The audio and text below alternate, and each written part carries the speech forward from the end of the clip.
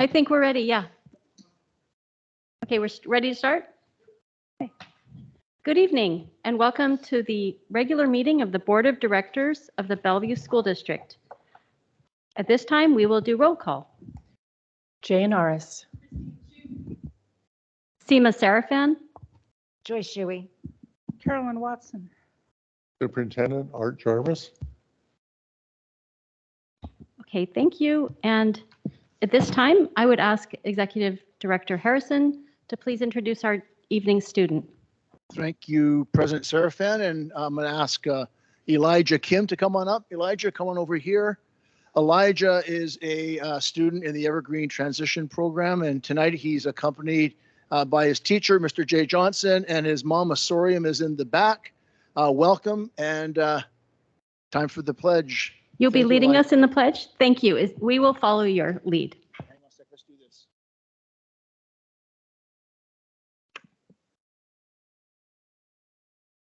Okay, there you go, Elijah.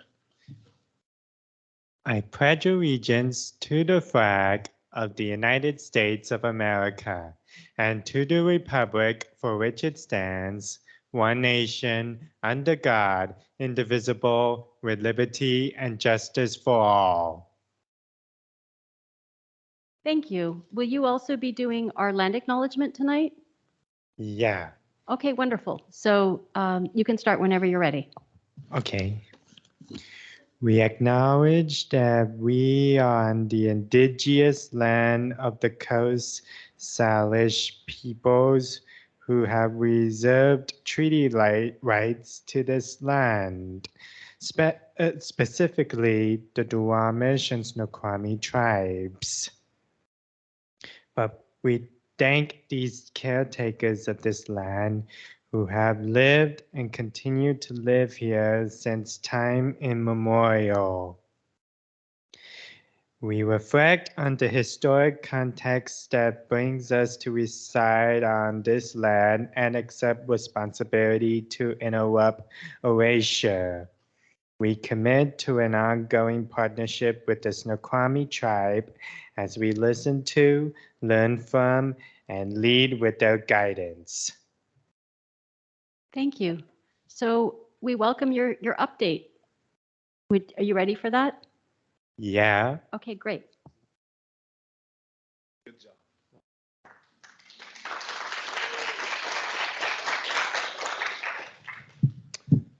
I am Jay Johnson. I'm from the Evergreen Transition Program. As you see, that's our building.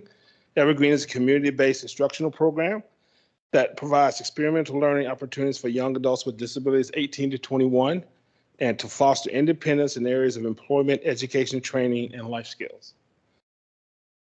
Next slide. One of the biggest things we do is we partner with business and we give kids opportunities to learn jobs. And one of the biggest jobs that we have is our Evergreen Cafe. And that's a picture of two of the students. They offer customer service, register training, food handlers permit, stocking, and cleaning. We've actually had a couple of students get jobs from this experience to get jobs in Starbucks. Next slide, please. We also partner with Overlake Hospital, which is probably our biggest partner. They offer an opportunity to learn the skills. They've actually hired 2 kids from their volunteer jobs that we do to permanent jobs there, full-time jobs. Next one, please. One of the in-house businesses we do, we try to start several businesses to teach them how to have their own business. A lot of kids with disability have a lot of skills in arts or areas that they're very good in. And so they want to learn how to start their own business. So one of the biggest things we do is transition treasures. We do glass design that teaches them customer service, organization class, cutting, cleaning, and collaboration. So we do go around to several schools and we sell the art that they make. Next slide, please. And another thing we do is outings. We teach the kids how to do outings. One of the biggest things that happens to students when they're in high school, middle school, they don't really have a big group of friends. So they really don't get to go out a lot sometimes. And so they really take advantage of it with us. They plan their trips and we go a lot of places. So they completely plan their trips, how to get there, what to do when we get there, how much tickets cost. So, and we go out. And that's us at I think the Museum of Flight on the left, That was when we went down to for Christmas downtown. And the other one, I can't even recognize that. I'm not sure what that is, but that's one of our trips. So we're just here to say that we're here. You should visit us. We are getting a brand new building thanks to the board and everyone else. Our brand new building will be outside of Highland. It's going to be amazing. We're going to have a rooftop garden, and we just hope you come and visit us. Thank you so much. Thank you very much. Thank you, Jay. Much appreciated. And Elijah, you did a really nice job. Thank you.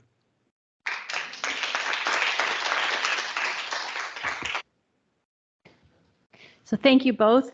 At this time, we just want to do some acknowledgements regarding the month of June and some specific days in June. The month of June is LGBTQ and Pride Month, LGBTQ plus Pride Month. It's also National Caribbean American Heritage Month. June 12th is Loving Day. June 14th is Flag Day. June 19th is Juneteenth. June 28th is Pride Day. And June 28th is Eid al-Adha.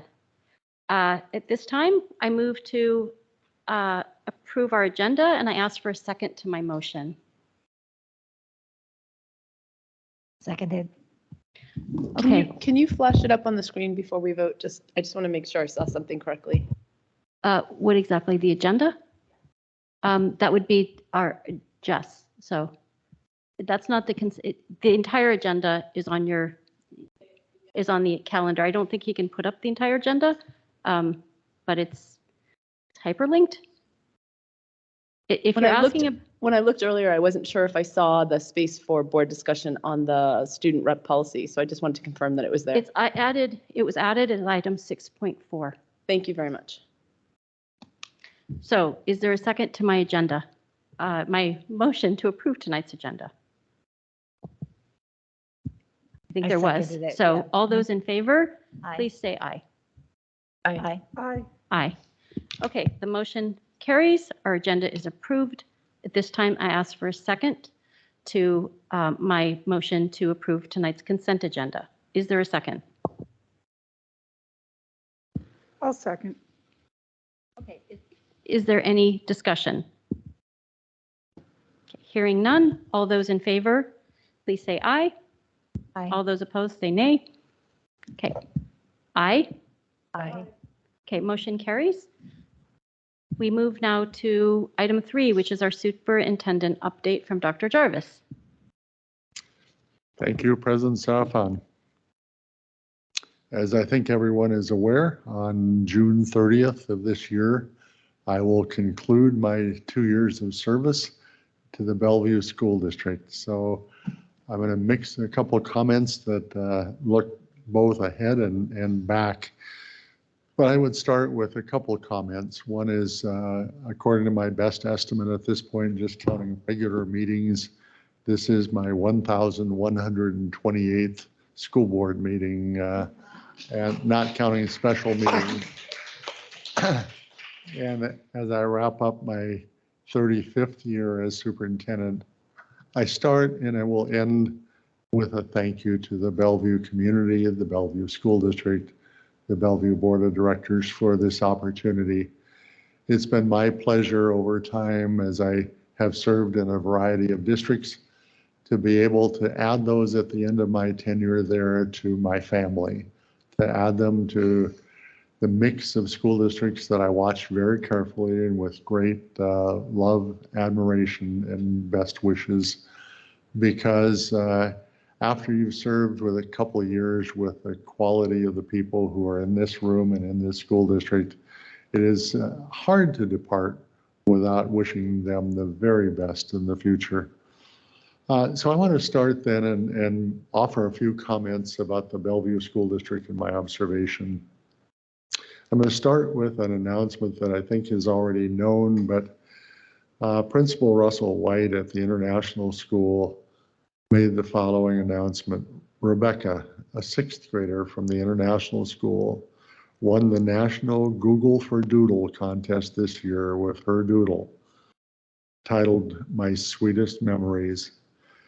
It's featured on the Google homepage today, and you see it in front of you. A beautiful effort by a 6th grade student. Google is generously awarding Rebecca a $30,000 college scholarship and and awarding the international school a $50,000 technology award for Rebecca's efforts. And I start my comments with that notice because I think to some extent, Bellevue has watched over and over. We've watched the kids from the rocketry program or the robotics programs or the contests, awards, the 85 national merit semifinalists, and go on and on and on. And I think to some extent you could almost get jaundiced by that. But as a visitor for these 2 years, as a superintendent in a variety of places, I have to say that if anybody ever loses sight that Bellevue is a fantastic, wonderful school district, they need to pay attention to what's going on and the quality of education for the kids. It is special. It's a special staff, it's special leadership, and special opportunities. But within those same opportunities and recognition, and I guess from my standpoint, I would never get casual with academic performance. But I would have to say, in terms of what would I worry about for the Bellevue School District, it's not a loss of academic performance. It's the fact that we could get too comfortable knowing that the kids and the success will just emerge somehow and lose sight of what generated that. So I offer a couple thoughts as I look down the road. As we look, and you've heard me say it before, but in this Bellevue community, in this Bellevue at large community, and in the Bellevue School District, is the opportunity to look ahead, not just look back at what got us to the success, but to look ahead at the opportunities. And my recommendation, and some of you know me well by this time, is not to be ever afraid of making change, not to be afraid of changing something that is good, but rather to look for ways that we can move into a future in this community of all communities, to look at artificial intelligence and say, it won't be the same next year that it is today. Implementing artificial intelligence into the curriculum would be difficult and would require a vibrant curriculum that would change every single month, if not every single year. And I would say, take it on. Bellevue should be the leader in artificial intelligence, space, rocketry, the digital world, robotics, and all of the areas in which we have wonderful corporate partners who I think are more than willing to join us in that partnership and help us go to places that would be absolutely spectacular. We have the parents. I know the rocketry team didn't just get there because it was us and we do a good job in the Bellevue School District.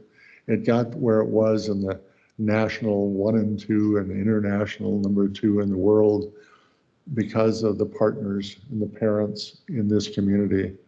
So my challenge is that in the goal that we have creators of their future world, that we literally take that to places that could be scary, not just trust the curriculum that we have and the tried and true that's always worked here, but to cut loose and say, let's take risks.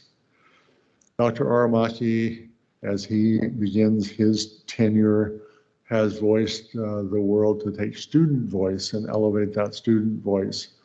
Student voice is already telling us in many, many ways that some of the kids are bored. Some of the kids don't feel engaged enough. Some of the kids feel like there's a world ahead of them that we're not touching yet. And they're excited to see what we can offer for them.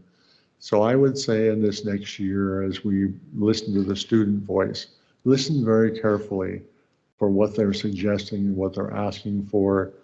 And when they talk about toxic competition, recognize that they don't like the grading, areas that are tough to tackle. My recommendation would be, let's get on with it and let's tackle it, because in the work that's going to be done is just the most fantastic future for Bellevue kids, the Bellevue community, and the Bellevue School District.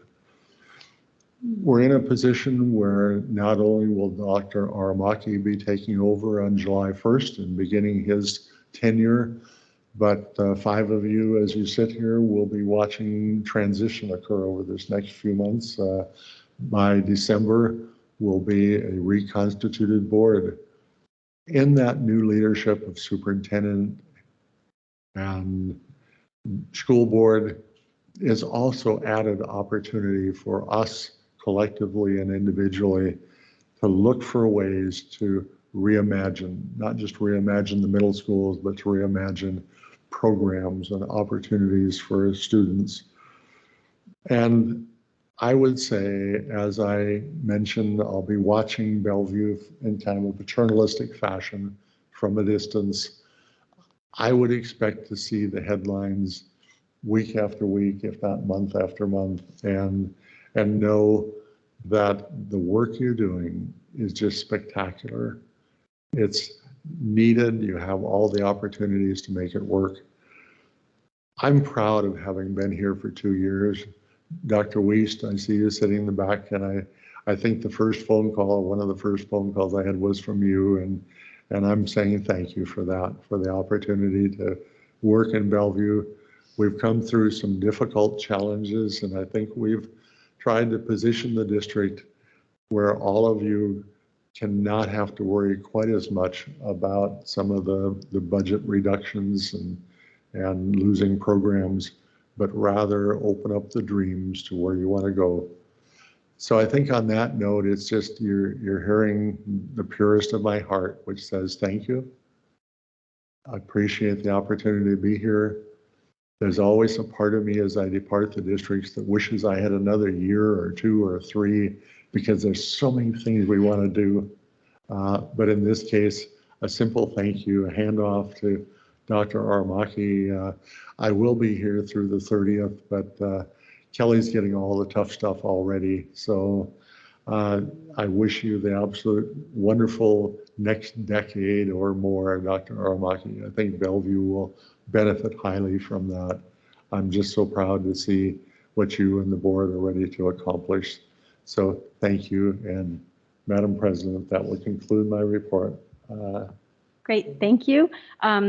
We have dedicated time for our thanks back to you, and that's a little later, as you know, on our agenda. So I thank you for your update. It's time now for our public comment, and I just want to check in to get a sense of how many people we have. I have been told by you and a few others that your comments tonight might be longer, Dr. Jarvis, than you said 5 minutes, so it helps to know that going in. Thank you. We have 2 speakers tonight, and Okay. I believe they're both here. Jess, if you All right. could share the next slide. Okay, There we I go. will just read a few words about public comment and we will get started. So this is the time in our meetings when we receive public comment. The details about public comment and our expectations are on our agenda, and they're also displayed, as you can see, on the monitors on the screen. So please remember that you may also communicate with us by email or voicemail. Our email is board@bsd405.org. Our board is grateful to receive public comment, and we appreciate the thoughtful input of our community. Because of the limitations of our board calendar, our public comment is limited to 20 minutes, and we limit each comment to no more than 2 minutes. The board will listen to all your comments carefully, but we generally do not respond here in the meeting. We expect our speakers also to engage in a civil manner and not engage in any forms of communication that are identified as unacceptable, including slander and libel, invasion of privacy, obscenities, and harassment, intimidation, bullying, or discrimination. We also cannot accept public comment on pending investigations involving student discipline, allegations of employee misconduct, and allegations of discrimination or harassment, and that is in order to preserve our ability to hear appeals. So again, we thank you and we ask you to know that while we will be listening to all comments intently, we generally do not respond to comments in this setting. So if I may, we'll start with our first public commenter. Our first speaker tonight is Lisa Ross.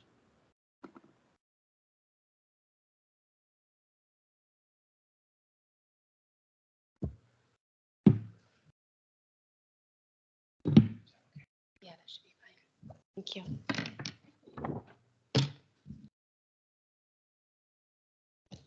Good evening. I am absolutely appalled and I'm disgusted by the actions of this district and this board. You have misled. No, you have deceived our community. You claim that there was a financial deficit so severe that you must take drastic steps to closing a prospering elementary schools, a concern so worrisome that a disproportionate amount of the burden must be shouldered by our youngest learners. When in actuality, the facts, the numbers, and your recent actions clearly show that this is far from the truth. You claim closing schools was a prudent way to save money on the bonds that were approved years ago, yet you recently approved appropriating bond funds for use in remodeling a school that is only 5 years old, for spending over $500,000 on a new football stadium. You think that's a prudent use of our taxpayer funds? As a taxpayer, I'm flabbergasted. As a parent, I am outraged. Your goal from the beginning was to kick out general education students in favor of a choice program. Programs that by design are exclusionary and segregated. You decided to support closing one of the most diverse elementary schools in this district, to give it to a school that has an enrollment 75% comprised of one ethnicity. You applaud yourselves on being equitable, but you're anything but. No other school district in this entire area chose to close schools, and many are actually facing larger deficits than Bellevue. No, the deficit had nothing to do with you closing these schools. You just thought it would be a good cover for your ulterior motives. To elevate one group over another is despicable. To rip apart loving communities, to treat the children and the staff as pawns is abhorrent. I have spoken to many staff members and teachers over the last few weeks, and one common theme was prevalent. This district doesn't care about equity, and they don't care who they hurt, so long as you get a few extra dollars, hopefully, from out-of-district families. So long as district executives can continue to collect their $250,000 plus salaries, you were all satisfied. These lies, your deceit, is well documented, and I am here to ensure that it is publicly called out and put on the record.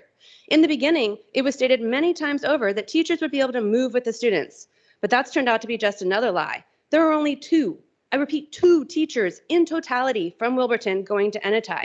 Many wanted to go, but they were told there was no space for them. Other staff employees are seeing their salaries cut and are being told to take it or leave it. That's how you treat our amazing staff? Sorry, you're at time. If you could just wrap your final words. You claim you care about our staff. You don't. Thank you. The next speaker is Vanya Sharma.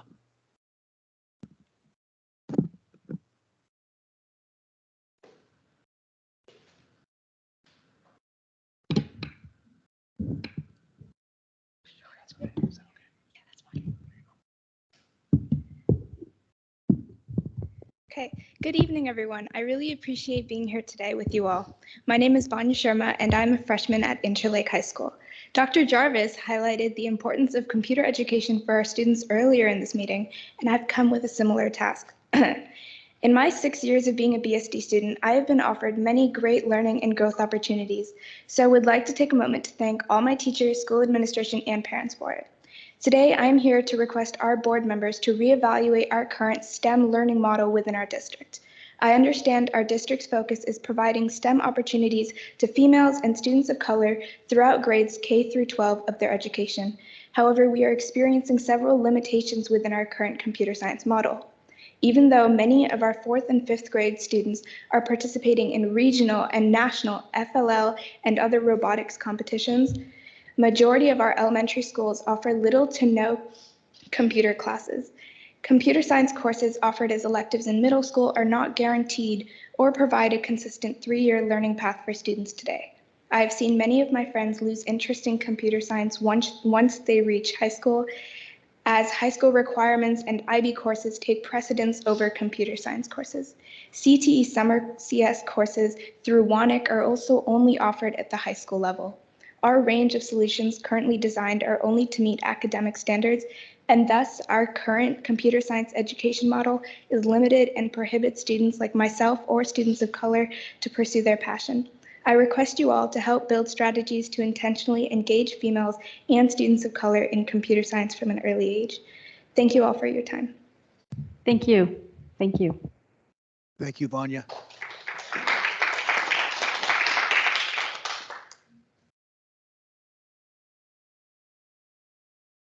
Ms. Namila, do we have any other public commenters, including anyone online? Okay, I see you shaking your head no.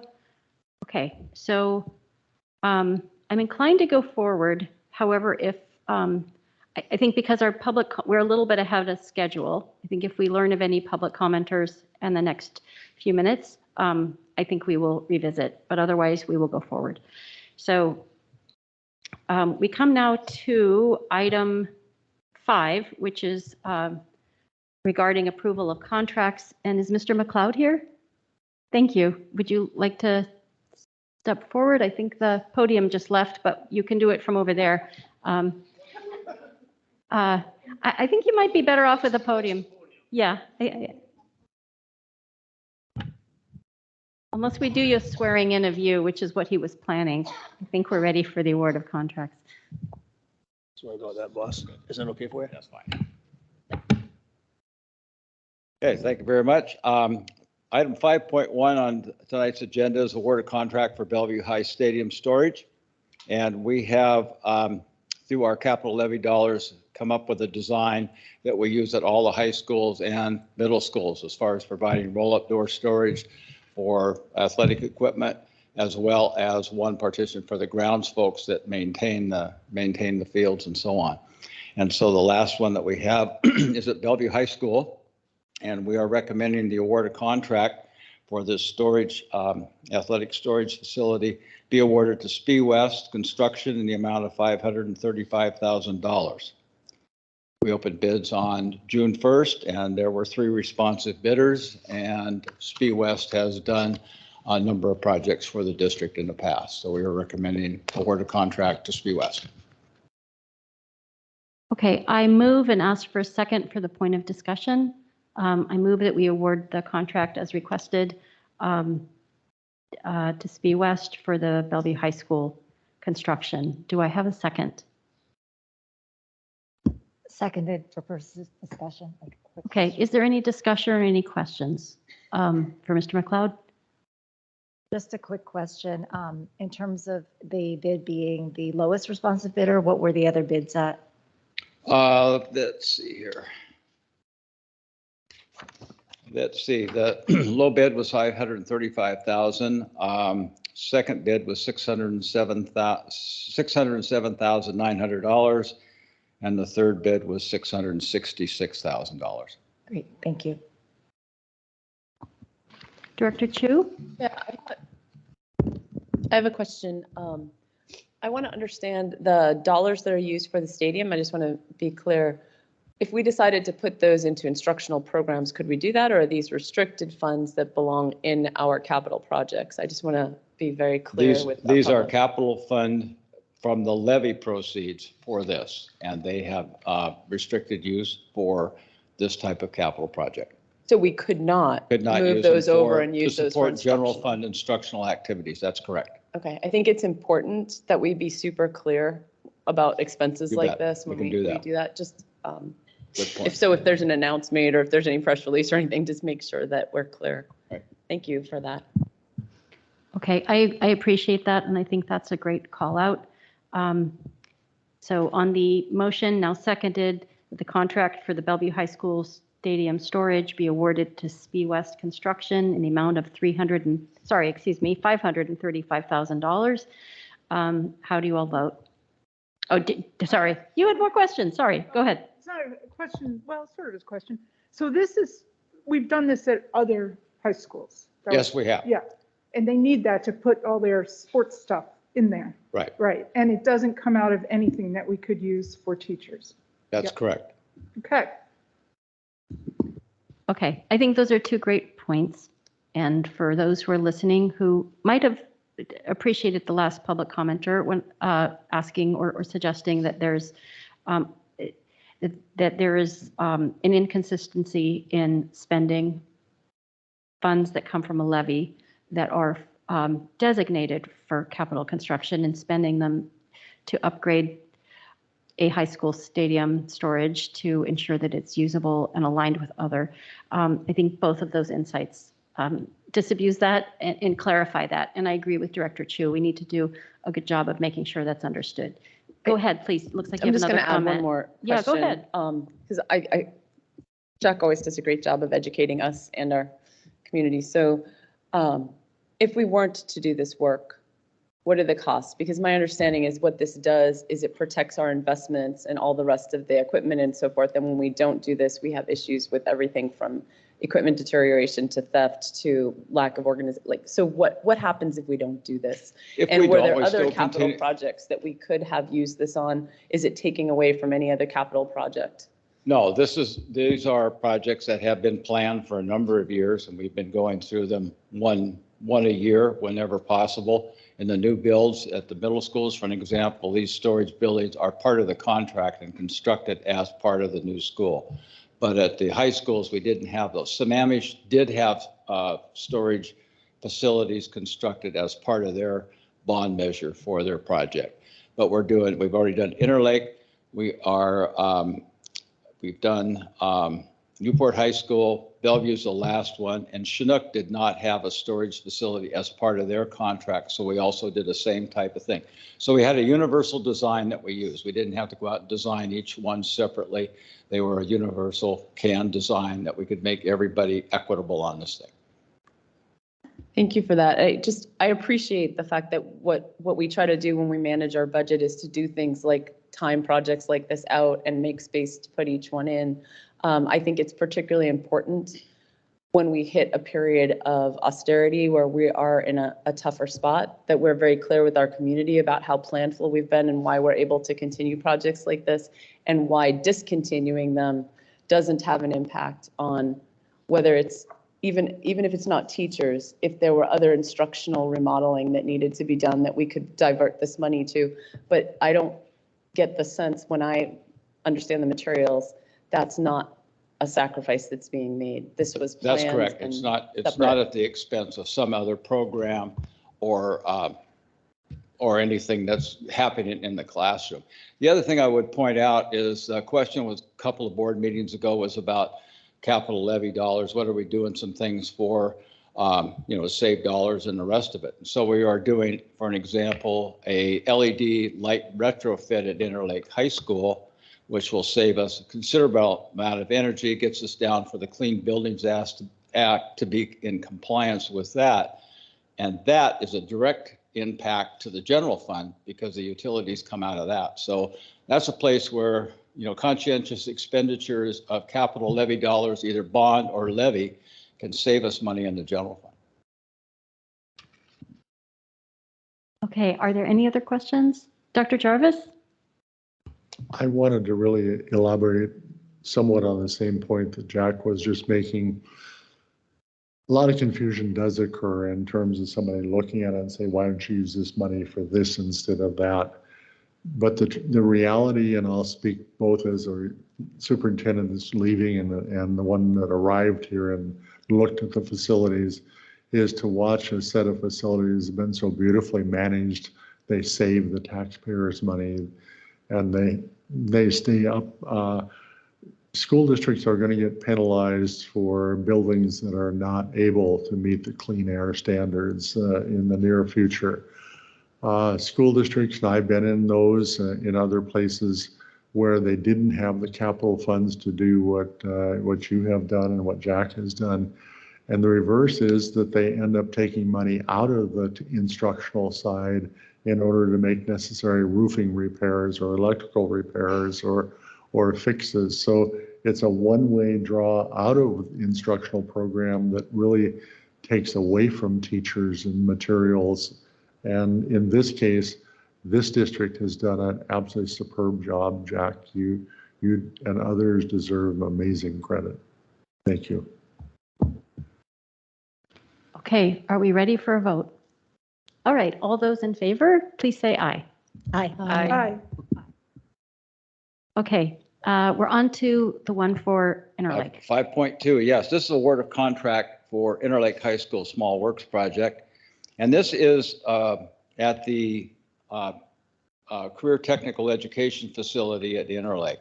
And this is to provide some tenant improvements to restructure some of the space in the metals lab for the kind of instruction that's taking place in that program. A lot of computer, numerical controlled machines, equipment like that, that no longer fit into the current configuration of the space. So we're going to revise that.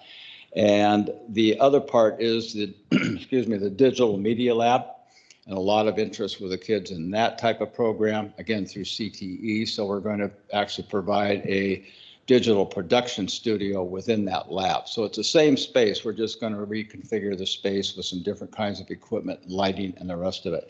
And so I think there's another example of capital levy dollars going to provide a better instructional space for the students, make it more relevant, and the kinds of things being used out in the industry and the things that the kids will be, possibly experienced too. So anyway, moving ahead, we had 3 bidders for the project, and we opened bids on May 31st.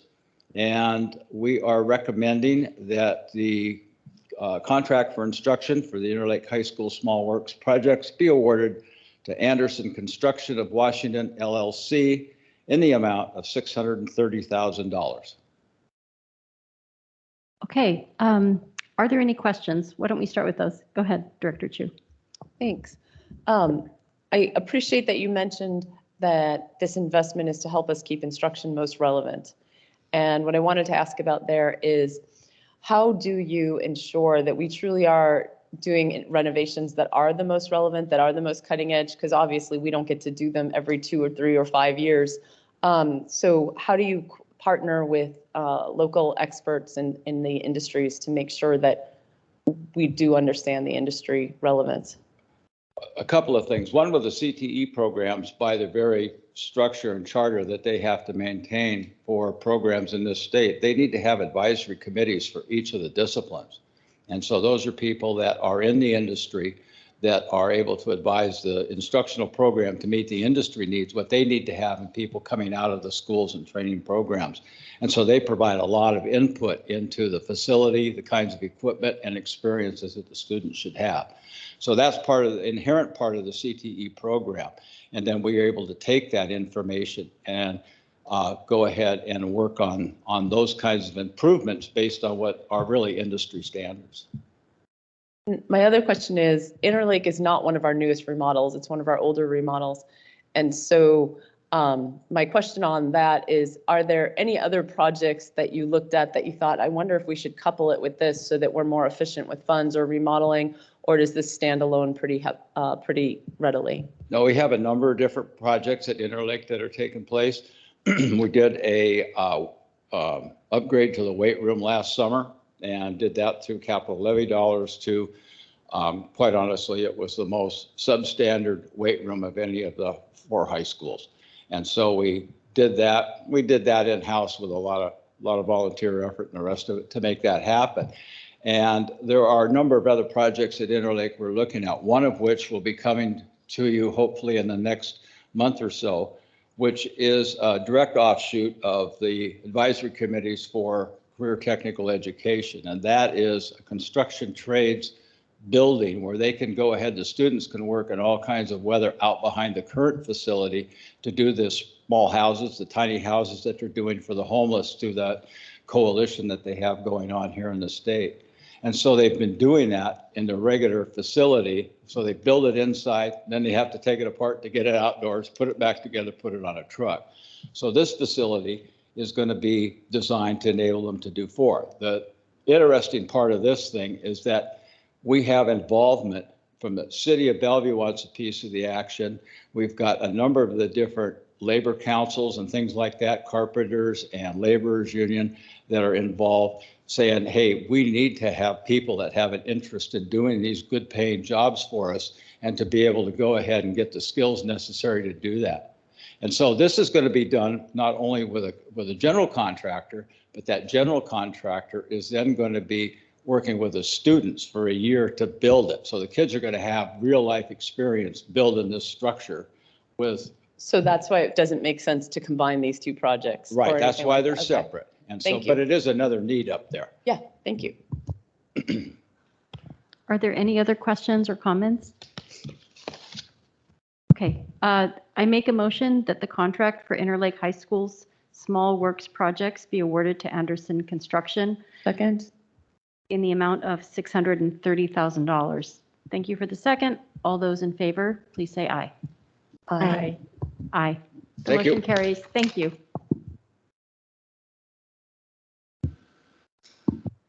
Okay, we go now to our board business, and just so Director Chu, and answered your question, we took the 10 minutes that had previously been for the annual plan and had been noted previously. There was a kind of a gap, and we added it under board business. So that is what's currently item 6.4.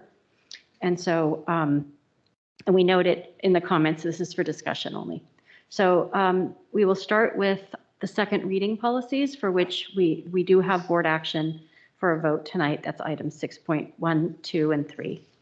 All right, our Executive Director, John Harrison, will lead us through these. Sounds good. And if we Thank you. could just get them projected as we talk about them, maybe in the versions that reflect anything that's net new, but not the red line. Yeah, so a clean version, Jess, would be great. We'll start with 3115. And just for context and for the record, policy 3115, students experiencing homelessness, and policy 3116, students in foster care, are presented as a package. We'll go through each one individually, but both policies are parallel. And the reason why they're a package, as you know, is because both policies provide there's federal and state laws that provide equal access for students experiencing both homelessness and students in foster care to the same free, appropriate public education as other students. And since the last revisions to these policies in 2018, there have been changes in legislation that have been reflected in WASDA updates. And we went through a OSBI consolidated program review, and both policies were noted as not legally compliant for that reason. And we committed to full compliance by June the 30th. Proposed revisions to all three policies that you're going to see tonight were reviewed by the board May 15th pre-meeting planning session and on the May 18th regular school board meeting. Directors were also provided the opportunity to provide additional feedback on all three policies between May 18th and May 31st. No additional feedback was received. No changes were made to the second reading version that the board reviewed at the June 5th meeting on Monday, and minor edits have been made since the June 5th meeting, and I'm going to explain those to you tonight. So in the clean version, in the first one, and I've highlighted them in yellow, there was a really robust conversation at both the May 18th meeting and even more so in the June 5th meeting around the use of the term students experiencing homelessness, and a suggestion that we use the term unhoused instead. At the May 18th meeting, the board was informed that students experiencing homelessness has specific legal meaning. And at the June 5th pre-meeting planning session, there was, again, additional discussion. General Counsel McMenemy offered to seek guidance from OSBI's Assistant Director for McKinney-Vento Education of Homeless Children and Youth and Legal Counsel. And based on the guidance provided, the proposed revisions tonight to 3115 continue to refer to students experiencing homelessness as not to face adverse consequences or adverse findings in future OSPI CPRs. So that first highlight on line 7, there was a suggestion around being upfront and clear that students experiencing homelessness as defined by the federal McKinney-Vento Act. So that's an add. The remaining changes, lines 10, and if you scroll down, Jess, keep going. It's 35, I think. Line 35, and then finally, one more, I believe. On page 3. On page 3, right there. Language has been changed to remove the term insure, which we've discussed a number of times as being problematic. So in each case, the language is much more affirmative and action-oriented and describes what the district will do or is obliged to do. So again, relatively very minor changes from what you saw on Monday. Happy to answer any questions or. Okay. See if there's any questions. Great. I'm going to make a, did you have a question, Director? Yeah, Vice President Shuey? Just a comment, and that is that thank you for the discussion on unhoused versus homeless. And I think we've gotten to a point where we got, as you said, Executive Director Harrison, the input from the state on what would be too high of a risk. I did see that there was some thought about dropping a footnote or having some sort of written capture of the conversation that we had. Yeah, and my apologies. I meant to address that up front too. Yes, there was.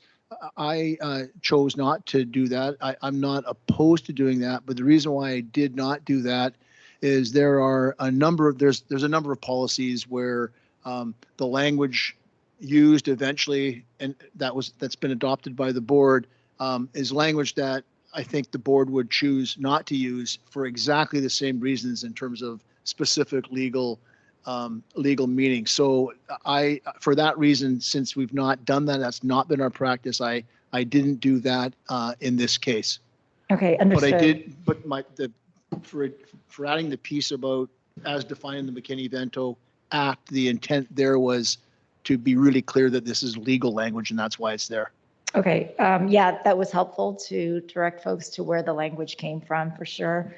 And I guess that in the future, as we have things like this, if we can have a mechanism to capture the somewhat of legislative history of how we discuss these issues, because somebody looking at this 5 years from now may wonder why and not be able to find record of it. One, because we mostly talked about it at non-recorded sessions, and even at this evening's discussion, and if we talk about it further, it's not something that somebody will be able to find again. I don't know what that mechanism would be, but it would be helpful. Yeah, and I can explain what the mechanism is, and that's a fair point. So in our board SharePoint site for each of the policies that comes before you for discussion, eventually adoption, we have a folder that has all of the previous versions, including the red lines and comments. And the comments. So it is it is an accessible record if we need that. Great. Okay. Thank you.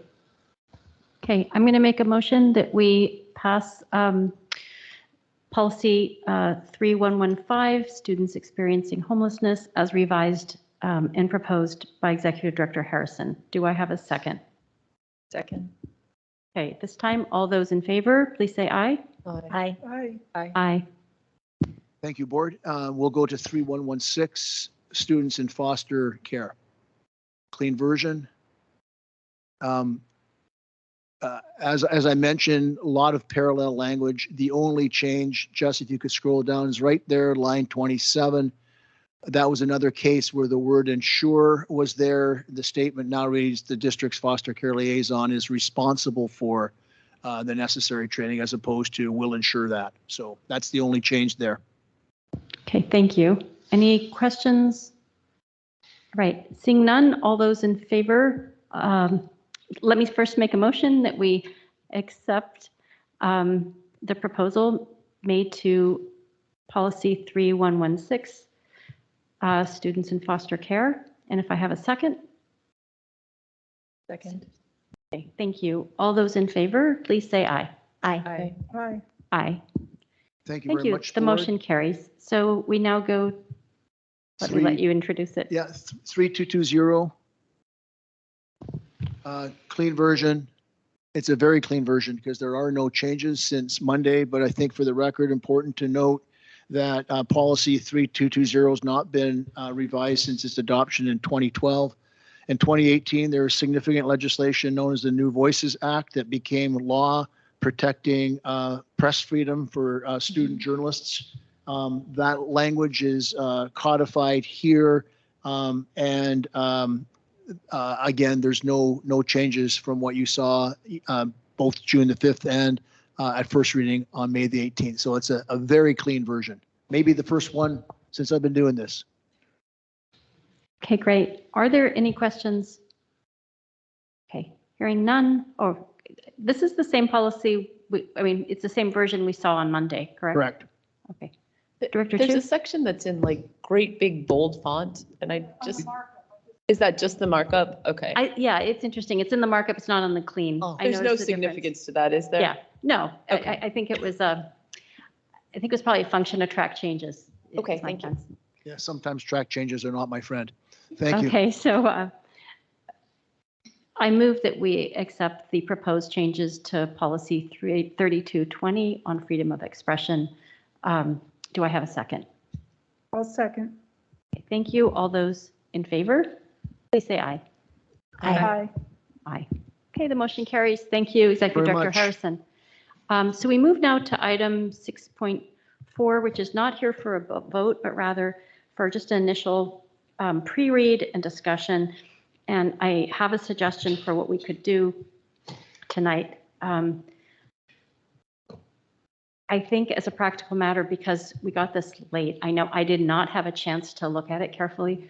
So an idea I had was we could project it, and maybe Director Chu, if you like, you could walk us through it at an overview level. I think that would be fine, because I think that's the point, is not the words. This is not a policy Sure. write-up. I This is a understand, bunch of yeah. like bullets to foster discussion so that we Okay. can get the inputs that we need for this. And so I'm happy to go through it. The But I did idea have is, the idea was, I did one more thing to say, was project it. yeah, You could walk us through it, but I know in my case, I might not be able to offer all my ideas right now. So an idea I had was that we will, following tonight's meeting, Executive Director Harrison or Monica Namila will send us this document with a live link. Having discussed it tonight, we will be good for have like 2 weeks to be able to give our thoughts, our comments, and that should allow you the foundation to then work through this with Executive Director Harrison over the summer, as you suggested, and then you can come back. So that would be an idea, that you get a chance to talk about it, but we also have some time to process and think. So if that works, I'll hand it over to you to walk us through it. all right, that sounds great. Would you like us projecting it then? That would be fantastic. Okay, thank you, Thanks. Jess. Please note, this is a bullet list rough draft doc intended to organize a discussion. It's not intended to be a perfect policy. The other thing I want to note before we go through it is the critical importance here is figuring out how we're going to get student voice involved. So who are we going to invite? How do we kind of get them there? And then a little bit around the infrastructure for them. But as I looked through the other policies, I think we need to make sure that our policy doesn't become overly prescriptive, and that there's space for both us to iterate, but also for students to talk about what's working for them. And so one of the suggestions in this that comes towards the end, but I want to call it out early, is there should be a procedure that talks about how, like the logistics of how this works. And that procedure should be largely maintained, not only by the board or the person who's coordinating the policy for the board, but also by the students. That they would have a say, that might be one of the policies, that procedure might be a piece that they take active part in maintaining. So that's something I just want to call out. So here's what we have, and I want to say that, all right, well, can you read what's being projected? All right, at the top, it's just sort of some background info. I tried to take things both from our language of stuff and a couple other policies that basically say you can't take care of students without listening to and working with students. So that's the point of the first paragraph. So we're going to have a student representative program. The second section is, how do we choose? How many, who, from where? And there were a couple of different options presented. One is we take 2 from every high school, every comprehensive high school, and 1 from each choice high school. So, and we can decide that we can name something as comprehensive versus choice, or we can differentiate based on student population. So that's a point of decision for us. Is it, over 1,000 students that you get 2 reps, and under 1,000 you get 1? Is there a minimum number of students your choice school has to have to get 1? Do you need at least 25? Do you need 50? Do you need 10? Do you just need to exist? Because there are a few programs out there where we have students that are still officially students of our district that go to outside programs. So we want to be careful that just because there's 3 students going to a program that suddenly they're not guaranteed a spot on the student board, because then that becomes difficult to manage. But we also don't want any student who's a registered student in the district to not have a path to be considered for one of these spots. So if a It's student almost is, like the states, the ones with a large population, and then there's Rhode Island that gets as many senators. Yeah, yeah, it's a great point. so the goal is, I think, in the 8 to 12 range of students. And so one proposal is that we do what I just said, 2 from each comprehensive and 1 from each choice, which currently is 3 choice schools. We have international, big picture, and online digital discovery. So those are the 3 choice right now. As I said, let me know about inputs about whether you want to do that based on number or category of school. The second is, how do we choose them? And the goal here was anyone who is eligible may apply. You can only apply for 1. So if you're enrolled in some digital discovery courses and some courses at another school, you don't get to apply as a candidate from both schools. You have to pick and apply to be a rep for 1, is what I'm suggesting, just so that we don't, we keep everything fair. And that students can put their application in, and then they're chosen at random as long as they meet the qualifications. I kept the qualifications as we discussed to a minimum, that they had to be enrolled in the district as a current student, and that they had to be enrolled in whichever school that they were attending. I don't know if we have to, I didn't want to say for the majority of the time or anything, because I know that we have many students who enroll in the Running Start program, and I don't want to keep them from participating. So I didn't put a percentage on that. That's something we could consider. And then at random, they get chosen, and then that's that. What I talked to our incoming superintendent a bit, and he said, is there a way we could maybe make it more explicit to make sure we get a true breadth of kids who are participating in this? Is there any way to do that? And he said, what if we did 1 from every school, and then the schools where it qualifies for additional, anyone from those schools could also be nominated, or maybe just from any school could be nominated by a teacher or staff or selected. You mean kind of like at large? Is that the idea? An at large. So Yeah. you'd have an at large, but the at large wouldn't be chosen at random. That the at large would be, and not an application process, but more an opportunity for staff. What was suggested to me, for staff to make sure that there were opportunities for all students. And if there were students that were underrepresented in the group, or if there was a particular student who would really add a lot based on like what was going on in the district. I have mixed feelings about this, because I think that when done with benevolence, it's a beautiful thing, or it can be a beautiful thing, but you can't always guarantee benevolence. And even within benevolence, there's bias. And so I left it as a second option for us to discuss tonight. Regardless of how we do all this, I'll just go through the rest of the selection piece. And then for qualification, they have to apply by the deadline. I just want to say that the application needs to be very accessible to all students. I didn't want to start like deciding what components go on it. That's not policy level. But for the policy, the goal is it's accessible. So they can find it, they are informed about it. When they try to fill it out, it's not a mystery to them. It's easy, it's doable, regardless of who they are as a student. And that I also spelled out that you shouldn't be getting credit. You can't be required to apply to serve on this. You should be encouraged, people should encourage and recommend to students to apply, but no obligations or consequences. And students who apply and or serve should not get special privileges. They can be recognized and appreciated for that work, but they shouldn't get special privileges such as, you get extra credit in this class, or you get, we don't want to set up that kind of system just because they applied or were selected. Term of service, 1 year with the opportunity to apply to be a second, so that we have some continuing folks.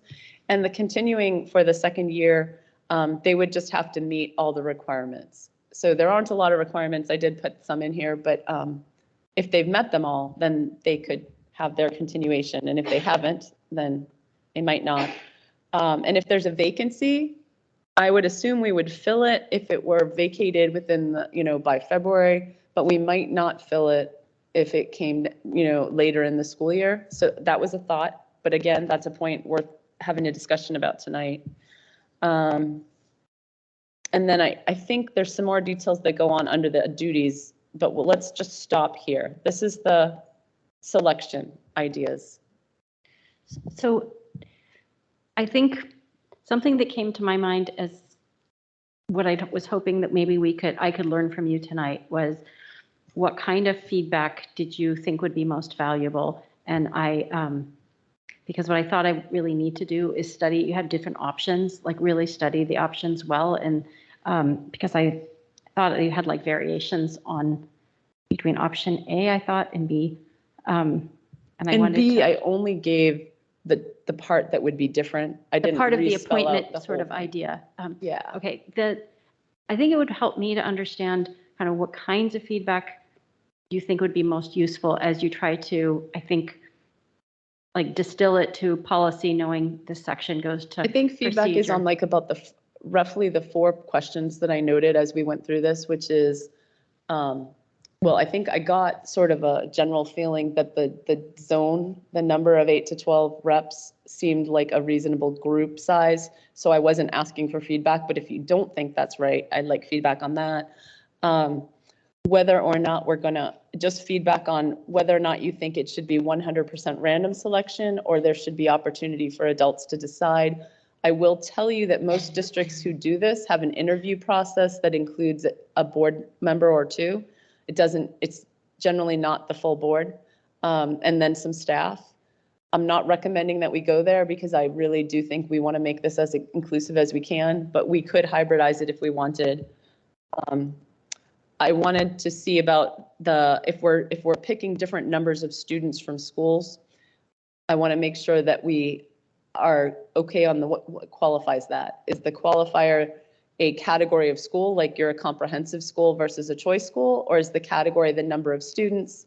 Are there school programs that are so small that we think that doesn't trigger having a rep for the entire program? Or is there anything else that would not trigger having a rep, being entitled to a representative on the student board? And then the other question, I think I put a timeline in here too, which I didn't call out. And the timeline is that not for this year, but for future years, April, May would be when we'd publicize and take in applications, and then the decisions would be made in June. Students should not be required to do any activities that are during the official summer break period, but they could be invited to something in the summer. I don't want to preclude them from participating. I just don't want to require it so it stays accessible. And then the term would go from the start of school until the end of June. And that was this, or it could be from the start of school till the last day of school, or whatever you want to have it. So any feedback on the timeline? And I thought there was one other question that I had called out, but I'm just basically looking for anywhere there's like a question. What do you think? Do you have any input? I can tell you, I think I'm going to need some time to process to make sure I don't say something and then change my mind. But I just want to say high level, I think you put a lot of thought into this. I like how you approached it. I generally think some of the things you've outlined make a lot of sense to me. The one thing I wanted to ask you about, so I like the random. I'm kind of disinclined a little bit towards that appointment process, but I'd like to think about it. The number sounds about right, but I want to simplify it as much as possible. And I like where we kind of collectively landed on qualifications. And I had occasion to run it by some students from YouthLink I saw yesterday, and I got the same reaction, like, oh yeah, that sounds fair that you would not have like if you're higher GPA, you have a better chance of getting selected. And that all seemed to resonate. Something that comes to mind is, I think it makes a lot of sense that their term runs like August through June. I was curious to know is how you think we will be able to, like, if we're going to start this coming year, how do you think we could get there? Because there's a lot that we would want to do, including student engagement before we did this. So it's sort of chicken or egg. So I was curious, what did you think was the timeline? Like I was mentioned thinking- 2 weeks open so we can get you input, but then how do we get this, do you think? September would be the time when we'd publicize and take applications and potentially do some level of student input. But I think like we would, if we're going to do student input, we do it early. On this particular policy, I'm a little bit game to say that, you know, we have done some initial student input, and that what might be more interesting is to iterate on the whole thing once we like choose some students to do this work, like, you know, not choose them, like allow them to apply and qualify for this, and then put on them to do an iteration with us of the policy so that we don't rush it. But we can do, I think in September, we would have time for gathering some level of input and gathering applications and selecting. And then we would start at the first October board meeting is Okay. what I was thinking that we could pull off. Why I raise that is like just thinking, okay, we got a year ahead and how would we do it? I was trying to think of how do we honor discussions around critical criteria and stakeholder engagement? How would we, like what time frame were you thinking we do a work back so that we could still meet this time for the coming year, but not shortchange that? And so that's why it's a question. I didn't necessarily know if you had an answer or if you thought through that, but I was almost trying to reverse time frame it and wonder, I how do think you we think we would would get there? target, I think we would target groups to get feedback from so that we could get it off the ground from the first school year. And in targeting them, like we have a representative group that Patty and Shamari had been running. We have the youth link that you've been getting feedback from. We have some other pockets. I think we could intentionally go to a diverse set of pockets, get that initial feedback, and then put this out and then iterate, because it really feels to me like this is a policy where the most valuable feedback wouldn't come from the theoretical. You get some upfront and then you iterate based on the kids trying to do it and how it worked out for them. That's what I'm Okay, thinking. I want to but make sure others have a chance to speak. I would say the one thing about Youth Link, it's a good place for me to run things off or bounce things off, but I think it's going to be a different group. Yep. Then might be, there'll be some intersection, but I would want to make sure if we were looking for stakeholder engagement, we were sufficiently broad so that even though I agree with you that the how, the nitty gritty is in the procedure, it's not going to be in the policy. So curious to know if others have comments now or would like to offer them, you know, as I said, in writing might be, you know. Well, let me depending on take the comments on this section and then let me go through the other sections. The other sections are a little tighter. This one just has a lot of pieces. That's why I stopped here. So any comments from the rest? Sure. On this section, I like the range of reps, 2 from the bigger schools and 1 from the smaller schools. I'm a little bit unsure about the cutoffs, the 1,000 students and the 500, because I think technically, like with international being at what was like 550 when I was there, 600, but the high school technically isn't quite 500 students. I didn't have 500 unless I have a typo. No, it's. Oh, I okay. think I had suggested something like 25 or 10 or something. And so I don't know where the cutoff would be for things like, you know, the smaller like digital discovery or something. Like I just don't know. So that's something that's open for discussion. I kind of like, yeah, having it random or some method where it's not always the I want to say the typical suspects that come forward. We get opinions from people who maybe aren't feeling as, aren't feeling the sense of belonging or the thriving, you know, because that would be valuable input. Let's see. And then, so I really thank you for this work. I think it's a lot of good stuff. And I like the way you just got some thoughts on paper. And when we go, so I actually was thinking, I have faith in us figuring out this, the first part about how we're going to select. I think we'll mull it over enough and we'll get that. I'm a little more confused a little bit on the duties, maybe not too much. Then hold that. Let me get the okay. rest of the feedback, then we'll go through that and I'll Okay. walk you I through. do Yeah, want to just so alert us I- that we have only 5 minutes Okay. left and Oh. we doubled our time on this. So Okay, let's- well, because- I but don't have the keep answers to going, all your yeah. questions, but I think they were good questions. So I think an idea, also- yeah, go ahead. We also have hands up, so if I can, it's nice to be here in person. I'll say, and it's good to have both perspectives of being online and in person. So if we can just try always, whether we're all in person or some of us online and others in person, to even if we're in person, raise our hands. So I do have an electronic hand raised, and so would appreciate that because I think it makes it a little bit easier to just follow an order. Okay, go ahead. Okay, so I don't have specific feedback on this section, but just general feedback is that I would love to see more of what we will do for the kids.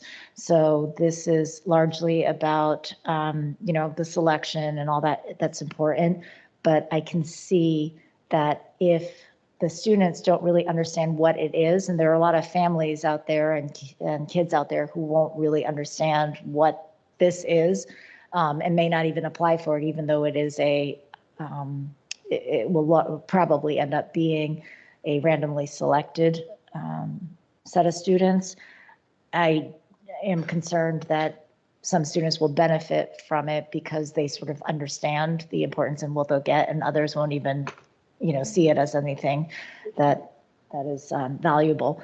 And then to that extent, in terms of making it valuable to the students, we should figure out what we can commit to, as far as we talked a little bit in a recent meeting about, do we have a little bit of mentorship? If we see a student who doesn't come to a couple of meetings, we wouldn't want to just say, okay, you're cut off because you didn't meet. So we want to give them a sense of what they can get from it so that we have a broad group of kids who are applying for it. So that's my only comment right now. And I guess touching on the critical criteria review, I think that this is a really important policy. And while a lot of it is in the procedure, that we are going to implicate a lot of, equities in this. And so having the right stakeholders talk about the policy, depending on how fleshed out the policy is versus the procedure, would be important, and to do that thoughtfully. Director Aris? I have a few comments here. I thank you for putting so much thought into it and organizing it and creating this bullet for us. One of the thoughts I was wondering is if we should include something like an exit interview for after they're done with the term, to collect data from them and how we could improve, because obviously anything we start, it's a start, right? And so we could evolve and be better, and utilize that to, I don't know whether we want to improve on the policy itself or the procedures immediately, or collect over time and then make that shift later on. I actually like the idea of the lottery. I know I asked about, concern of putting too much burden on students. It's got to be the choice. I like the idea of having it be a choice. That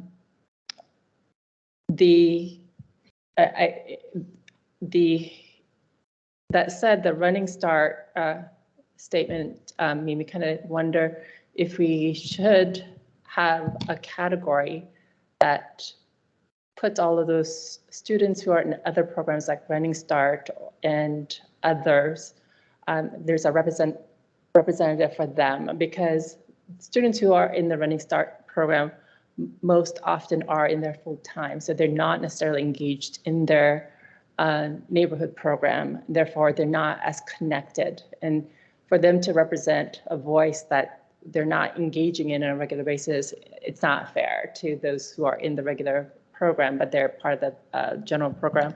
At the same time, they also do have a very unique experience. I think that their voice needs to be heard and represented as well in our programs.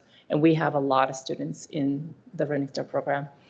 And given the fact that we are evolving and trying to be embracing all the different ways students are learning it and developing success in their own means or their own eyes, I think we need to try to bring their voices as much as possible. So I wonder if we could create a category that represents that unique other programs. And then I agree with Dr. Shui that we should consider, when we launch, that there's some form of education process for the students, so it's very clear of the things, the voice that they have, the impact they could have, as well as opportunity to develop it, as well as clarity of the mentorship, whether we will or will not provide. I hope we provide. I think it's a great learning opportunity for them, and that it's, I don't know where, but somehow that it's literally given to every student in not once, but many times. I think most educators know that, and parents know they need to receive it many times over. So, and Great. multiple times of the year. Thank you for that. Seema, let me give like a 1-minute overview just of the rest of it so that you guys know what to sort of look for and comment on. On the coordination and supports, the students would have a primary contact. When I talked to Kelly about that, what he was thinking is that we would have a staff member who was assigned to be the primary, like they would be the coordinator of the student representative. So that would be their primary contact.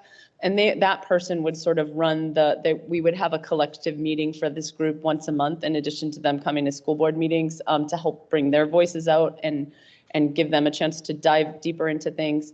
And then in addition to that, the board directors would each be assigned 2 or 3 students to mentor. But consider that as mentorship, the board, because you're going to get something different from each board director. So don't plan for the mentorship to replace the coordination. So that has to be clear. If you have further thoughts about what that might look like or what we might say about it in the policy, let me know. For the duties, this section is rather laundry list-ish, which is true of many of the policies like this, but I think we can categorize it. Basically, we want them to, and yes, this is what we're asking of them. We want them to stay familiar with what's going on and provide student voice, to understand the students that they're representing, not just their own understanding, to attend we want them to commit to being part of an orientation, and to meet on a monthly basis together as a group. And then what we would do is we would assign 2 or 3 students to attend each board meeting and sit with the board and be able to converse with the board at that time. So that's one of the, so each student is not required to be at every board meeting, although they are encouraged to be. And that, I think, would make it more accessible to more kids. We could, we can change how we do that, but that's one thing. And then we want to make sure that each of them gets to attend and be like primary presence at a school board meeting, that the person who's speaking with us at least 3 times. So we don't want one kid to do it 12 times and one to do it once or something. I do want to, Yep. I got asked for we need to ensure that we're not late. So I'm Okay. just letting you know, we're a little bit over. Note that the voting, these kids can't by law vote. I know. So that doesn't happen. I think There's some duties here. And Joyce, when you have your comments, if you can put them in the duties of us for them would be great. And then the procedure, and that's it. I foresee us putting in the comments so that you have the benefit of, in each section, hearing from each of us, and we'll give ourselves 2 weeks. I think Dr. Omaki wants to make a comment as well as to lead us into the next section. So go ahead. Yeah, thanks. I know we want to turn it over to doing our kind of closing thank yous to Art and things, but just a quick comment about this. This is such important work, and I'm thankful for the start, Director Chu. I think just a comment. So I do think since we just passed the resolution on critical criteria, and we did call out first policy readings, I do think it's important that we do that for this. And the main reason is because of the comment that you put in here, because I had made a suggestion about kind of different ways to do composition and selection, and you had made a comment about the process being subject to potential bias. And I think that is true. When you have adults who are choosing, there's always that potential of bias. Of course, I would never recommend a process that builds in implicit bias. But what else? So it's important that we do the racial equity work so that we are careful not to do that. But what I'll say is this whole process could be laden with bias, because I think what Director Shui had talked about, if you think about the kids who have the agency and the privilege to put their name in the hat to be school board student reps, and then you do a random selection of them, I can almost guarantee you that I can identify the types of kids that are going to end up on the board. And even though it was a random selection of kids, the process will be completely laden with privilege and racial bias. And so what I'll say is, we know this is the perfect policy conversation to talk about this and to use the critical criteria, because we do have to identify the risks that are at play, and there are so many of them. And so the reason I recommended maybe looking at a couple of different ways was because I want to disrupt bias in the selection process. And I know that a random selection can be completely biased. And so because of what Director Shui said about the types of kids that would tend to apply, I think that's true. The ones who will know, the kids who don't speak English as a first language, I will tell you for sure they will not feel comfortable enough necessarily to put their name in the hat to sit on the dais with you. And so because of that, I think that there can be ways that we do things to mitigate that bias. I mean, it's the perfect application of the critical criteria for sure, because, and we won't be able to solve it completely, but we will be able to mitigate it. And so a recommendation that I have is that we keep working on it and iterating it, because I think this is really good. The conversation is great. This might be a good one for us, maybe like at our August retreat, to take this one on and just to do some of this work together, look at the multiple perspectives and start that. I think we could get a big chunk of it done, but it'll be great work for us to do it kind of as a model in running through some of the questions of the critical criteria and to put to action some of the work that our team is doing around the process. Okay. Okay, thank you. And we move now to our thank you to our superintendent, Dr. Jarvis. And we've titled this Director Discussion, Gratitude and Welcome. We are starting with Director Watson. We're going to go in reverse alpha order. There's a reason for that. I'll just tee it up, because Director Watson was Vice President when you were first hired, Dr. Jarvis. So we're going to start with Director Watson and then reverse alpha. Well, yeah. Thank you so much for coming to us. I mean, I felt like we were at some kind of crossroads where I didn't really know what we were going to be able to do next. So thank you for agreeing to come to us and being our intern. And I feel like I really benefited from your experience.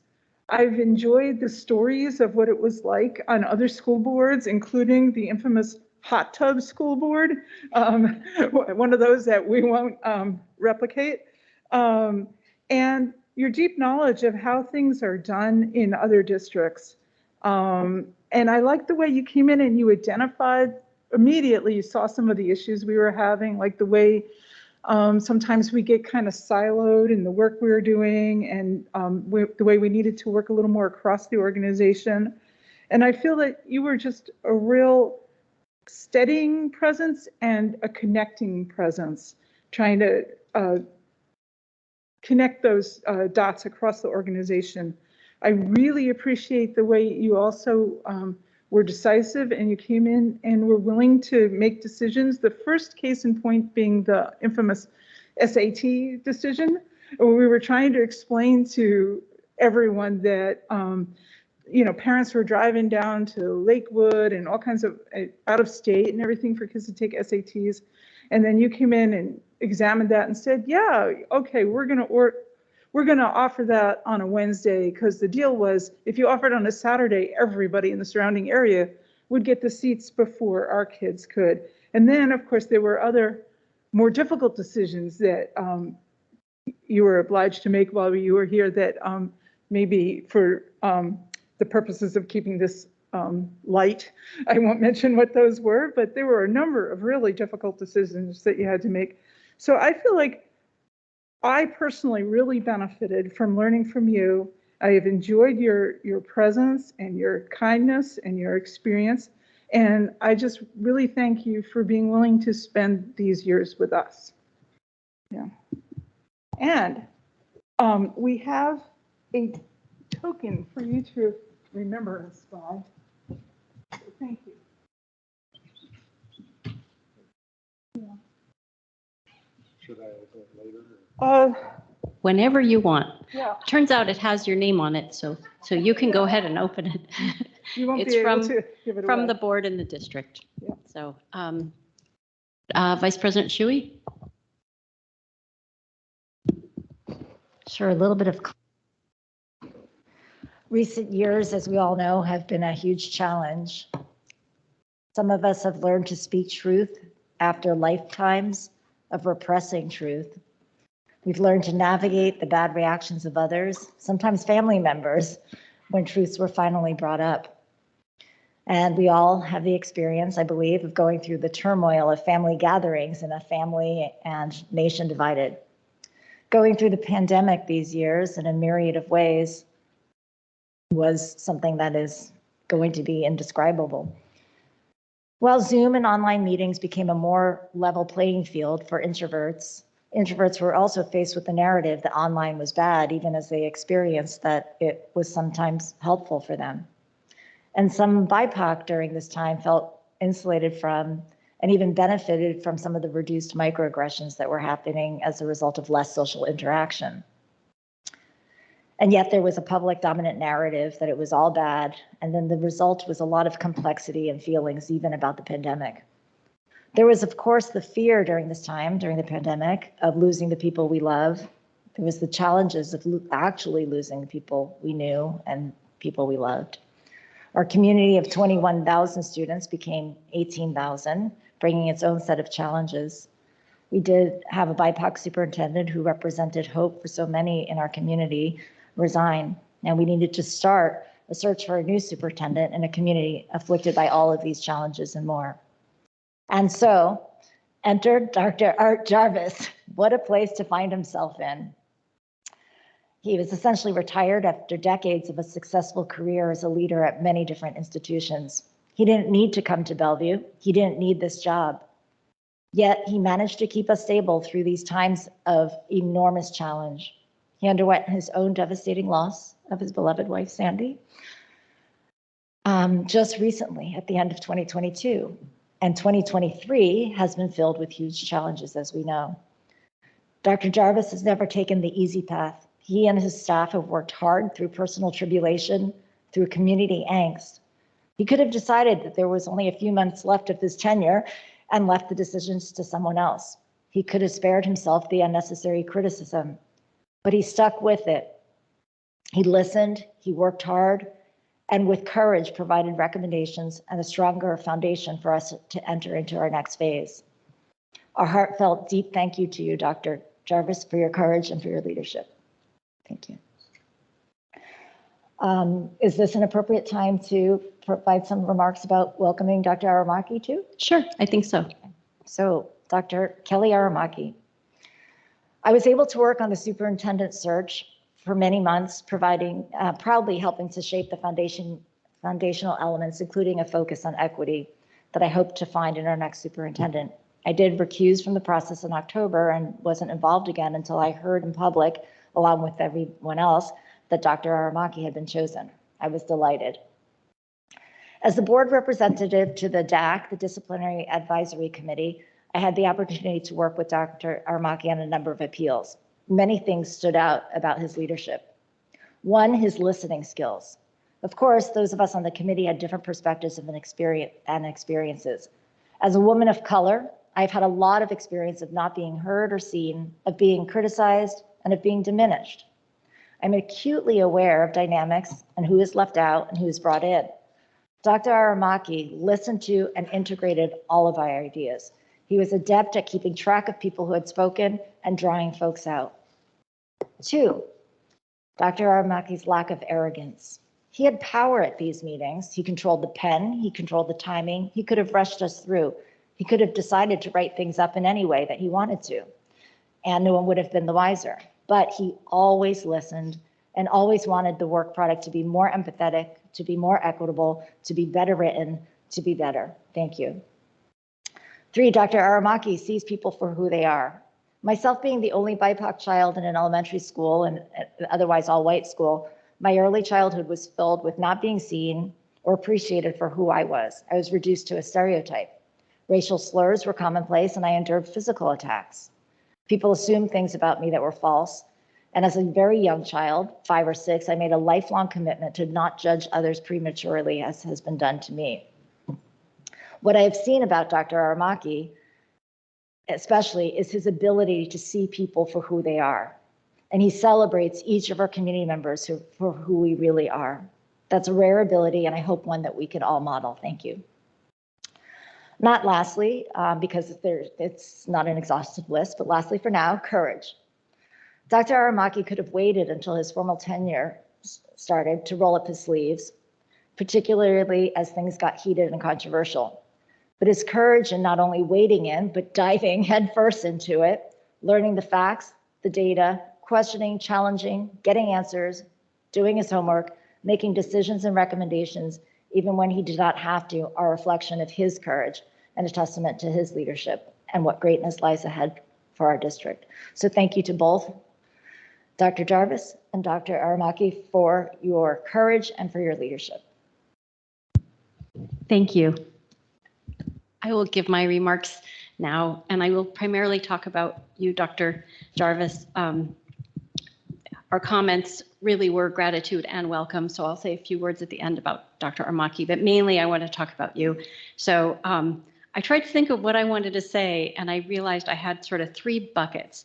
And I did actually run by him one comment, because I'm like, it might embarrass him, but I don't think so. So first I thought leadership, second dedication, and third humor. So leadership, I really was struck by how much we were able to benefit from decades of your service elsewhere, and how many things you were able to put your finger on in terms of integrative thinking, like just looking across our district and making observations that I thought were very insightful, and I valued that. I felt like your leadership showed up in that kind of wisdom, the integrative thinking, and the porting forward of many observations you brought from elsewhere. And overall, what I saw and am grateful for is the stability that you gave our district during this time. And it allowed us not only key changes, many of which were hard, but also, I think I will say, the opportunity, the bandwidth for our board to be able to have the latitude to do the thinking and the searching to find our next superintendent. So I'm really grateful for that 2 years, because of that, you were able to focus on the district, and we could also find a superintendent in the process that we wanted, which was inclusive and thoughtful, and it didn't feel rushed. So I'm really grateful for that. So leadership is the first. The second is dedication. I have to say, I'm not an early riser, and any time that I would talk to you, your time offerings would be like 6 a.m., 6:30 a.m., 7 a.m., because you'd already be leaving Tacoma. And I'm like, God, when does this guy sleep? But I mean, you really break all rules about ageism. I mean, seriously, because you are like got a lot of energy, and I had to get up earlier to talk to you many times because you were already driving at 6:30 and always really happy early in the morning.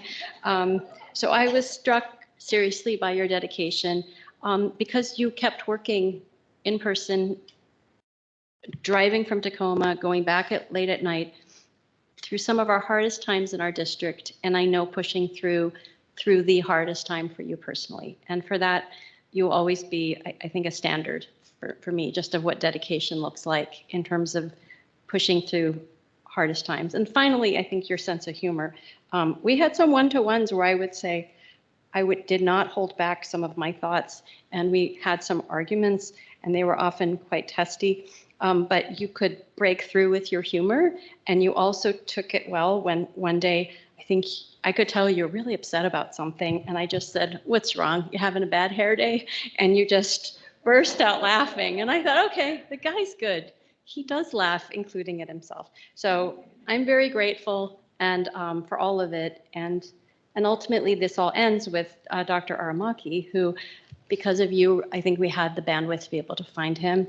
And to you, Dr. Aramaki, I've told you before, I value your excellence in education, particularly your understanding, I think, of what excellent instruction looks like, your vision and your ability to explain your vision, and I think your unique commitment to Bellevue and this community. Your family has endured so much, and here you are, 100 years commitment with your family, and you're still here in Bellevue and giving back. And I think you're a unique superintendent, and I agree with Dr. Jarvis. I hope it's multiple of 10 years that you're here. So I'm very excited. Director Chu. Thanks. So I just want to start by thanking Art. I think there was a time when we didn't know what we were going to do, and we were in the midst of COVID still sort of getting through, and we had a community that was divided, and we had just a really rough situation on our hands. And you had the choice to retire again, or come here, which was an hour drive in each direction every single day. And a few folks recommended that you consider it, and you took it on. And I think it speaks volumes to your selflessness and dedication that you were willing to do that. But I think the other thing that I watch as you talk about your grandchildren and talk about even the children in this district, I think it's motivated and moved by a profound commitment and belief in children. And I really appreciate that piece, that dedication that drives it. I think it's what unifies the bulk of us who are in the field of education, and I think you live it in a very sincere way. So I thank you. And I want to call out that there were a couple of things that in addition to all the things that have already been said about, your stability and experience, you gave us a chance to do a superintendent search in a way that could be much more meaningful to our community than we would have had we rushed it. And in addition to that, while we did it, you did things to try new roles and new positions and to help the leadership that we have in our district already to continue to grow, to not just stagnate and wait till the decisions were made or something happened, but you gave people opportunities to grow and develop and to think about things differently. So I am grateful in particular for those aspects of the work that you did, and I am inspired by your commitment to students and your selflessness and coming up here again every single day from Tacoma and back through that traffic. When I drive that traffic, I don't know how I'm going to survive each time, so I can't believe you did it every day. Thank you for all of that, and thank you for giving us a process that I think ended up yielding, to my surprise and great delight, one of the best candidates we've ever seen in this district for as long as I've been here and likely longer, to be the incoming superintendent. I want to welcome and thank Kelly for being willing to take a risk and take a chance and apply for this. It's a hard thing to put yourself out there in your own district and not know how the process is going to land. It takes vulnerability, and I think that's an indicator, or it's just representative of the vulnerability that you have been willing to show in the work you've done here for the past half decade. And I look forward to that because I hope you will continue to let that level of humility and immersion and risk-taking guide your work. You are clearly dedicated to all people. You lean in, you make people feel heard, and you actually listen and then follow up. I think that's going to go far.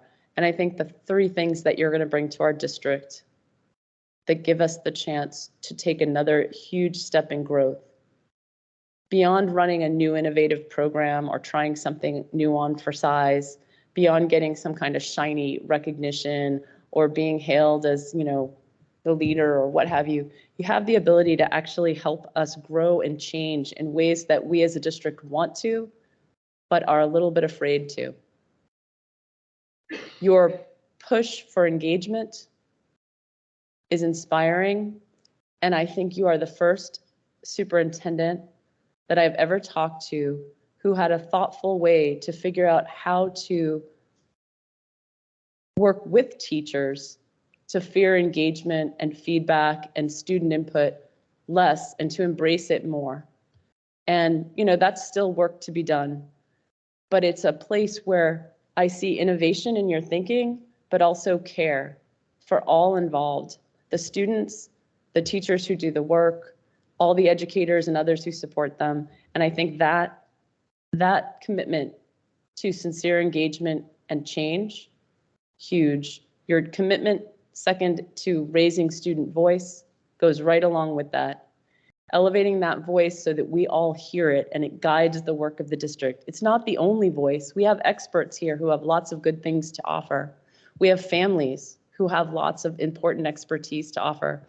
But you are finding ways to bring those voices together and to keep the student voice at the forefront. Thank you for that. And finally, I think you have, as Seema said, vision. I think that vision is going to help us have a place to go. Not just a, you know, abstract vision of some good things, but actually picking some things, getting focused, and moving us all in that direction so we can all know where we're heading and why we're doing all the activities and the work and the investments and the sacrifices that everyone's making. And I think that those three things together are going to serve you and this district in ways that we can't even imagine yet. So I thank you and I welcome you. And again, I thank Dr. Jarvis for all the part that you played in bringing us to this place. Thank you both. I get to go last after all those eloquent statements, which reduces me to, okay, what can I say that's a little bit different but also as meaningful? And one of the things that I think about is, you know, first, actually, let me take a step back. I don't know why you would wanted to take this job on and drive from Tacoma up to here on a daily basis. Honestly, I really don't like that drive. But thank you for doing so. That says a lot of who you are as a person in education space and willing to commit to that. And I was thinking of Seema had kind of tapped us on the shoulders. I think, you know, think of things that you could reflect on that's positive and good. And honestly, one of the first things that came to my mind was your phrase to me, and I think to the group, use me as a resource. I appreciate that you were always willing to be there as a resource. And I know we've, you know, butted heads, all of us did, and pushing and pulling and trying to make our school district better in this tough time. I appreciate you willing to do that. And at the same time, trying to safeguard the whole community. So I have to tell you, I'm one of those criers. So just talking about it makes me cry. So thank you, simply thank you. To continue the service even through your tough times. And for you, Dr. Amaki. You said a phrase to me, which I'm going to throw back at you. One of the things I think, you know, you said that you appreciate about me is actually the same thing I appreciate about you, is your ability to see multiple perspectives. And also your sincerity of looking at subject matter and doing it with enthusiasm, even when we're trying to solve some, you know, challenging things. I honestly, I think you're the only one who gets super excited about critical criteria. I think in this entire 2 years, I don't think anyone said critical criteria with that excitement as you do, which I really appreciate. That speaks a lot. And I look forward to your excitement and your sincerity as we juggle through more challenging times that we'll face in the future together, and come up with a solution that will best work for all of our learning community. And I appreciate you stepping into this space that is, well, really close to home, which will create another complexity for you. But thank you for willing to be in this space.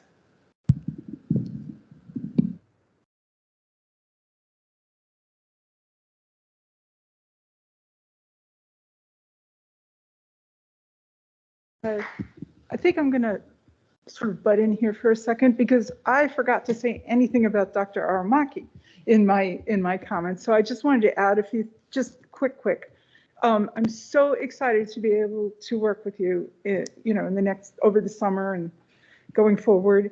I've had the opportunity to see a few of Dr. Aramaki's new ideas and goals that he's going to be bringing to us. And I just really love the idea of the return of joy of learning, joy of being in school, joy of just being a part of things here, and the beloved community that we want to construct where everyone is going to feel like they belong, and all in the context of continued educational excellence. And I really appreciate the deep roots that you have here in Bellevue, because I know when I moved here, it took me a while to figure this place out. And I think that that is a huge advantage. But I also appreciate that you were the best candidate that kept filtering to the top in our national search. So I'm just so pleased that you're here. And Dr. Jarvis, we come back to you, and we limited it to 5 minutes, but I had a hunch that you probably might have a hard time staying with that, but don't worry, we'll just flash a timer on at 5 minutes, so don't worry. That was nicely said, Madam President. I think my comments, I'd like to first introduce my oldest child, my firstborn. Kim, would you stand for a second? I was joined by my daughter. I think I start there in light of your comments, because I think she just had a chance to hear a little bit that would answer that same question you've raised of, why do you do this? Why do you drive? Why do you continue? Why do you go?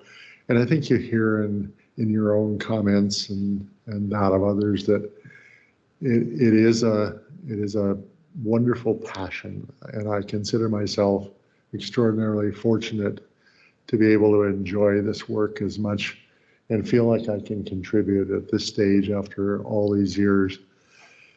And I want to wrap that comment into a wish for Dr. Aramaki. I have been blessed throughout my career, but particularly in my early career as a superintendent that hadn't really done it yet, was trying to test my own leadership. I was blessed with people that said yes, but they found ways to support my idea. And as you've discovered, that if you can imagine, my first superintendency was 11 years. Think of the damage I can do in 11 years. But the point being that in those very first months and years as a brand new leader, I know that my entire career since then was shaped by the way people allowed me to have crazy ideas, to allow me to take risks, and allowed me, I just trusted me to be responsible in the leadership of a school district and the children. And if I could wish for Dr. Aramaki one thing, it would be that grace that you've all shown and you can show, to let Dr. Aramaki be the leader. I think you are so blessed. I have had the fun over my career of having people succeed me and stay 13 years, 11 years, 10 years, and several still operating in their careers. And I believe it's a consequence of some of this same thinking, some of the same conversations. So I believe that in the challenges I was listing earlier, that Dr. Aramaki will be here a long time, as you acknowledged. And I think the success of that will be forged in this next 6 months, year and a half, 2 years, of being able to let him lead and see what he can do, because I believe he will take the Bellevue School District to fantastic places. And I say that sincerely. But I give credit to everybody else in my story that I know my leadership developed and flourished because of people giving permission and giving support, giving the trust. Did I make mistakes? You bet. and people were graceful with me to allow me to learn from my mistakes and find ways to go. So I wish that for Bellevue, because I think you're going to see this, whatever term you want to apply, but this district absolutely flourishing under the leadership team, under the broad leadership, but under the dreams, as I've heard Kelly Aramaki, the human being, the father, the dedicated person to the Bellevue community. It is an unbelievable opportunity to take all of those and then allow him to say, show us what you can do, show us where you can take us. So I say that as I guess a message in as I leave, that I would wish for that kind of treatment for every leader, but certainly Dr. Aramaki as he takes on this challenge. We're coming out of the period that you've talked about, and in its own way, every place I have been, including Bellevue, I found myself asking the question, why did I end up here? What's the task in front of me? What am I supposed to know, and what am I supposed to observe and learn? And in this case, you've heard some shades of that tonight, and I just play them back to you in a sense that it is this fantastic future that exists, and I don't know that there's any place I've ever been that had more capacity, more capability, more resources in terms of people and passions and support to do it in a way that it's literally never been done before. So I lay that heavy on your shoulders, Dr. Aramaki, but I say it in the sense of what a beautiful world that lies ahead for demonstrating that leadership and taking the kids in particular to the heights that they can achieve. So that's a long way of saying thank you for your comments, your grace, your appreciation. I will show people this, it's beautiful, and just end on a note that says, I've got a few more days, and hopefully we won't be tested too many crises over the next 3 weeks. But at the same time, the transition is well underway. What the step you're about to take opens the door for Dr. Aramaki to be on board on July 1st and not have to even wait for the next board meeting. So it's a fantastic one. And on that note, I may not miss the commute from Tacoma to Bellevue, but I will not leave you in my thoughts. You will be part of my family from here on out. And I wish you all the very, very best. Thank you. Thank you.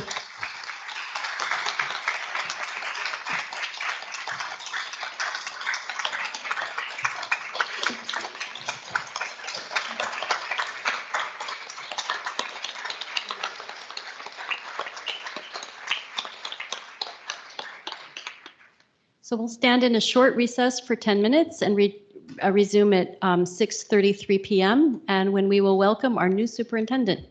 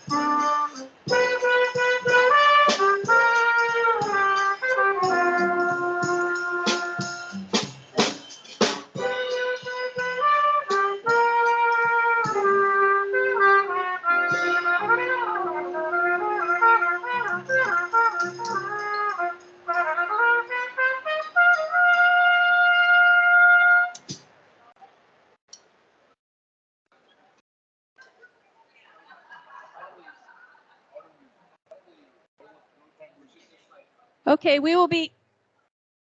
Okay. Okay, we'll be resuming in just a minute, please.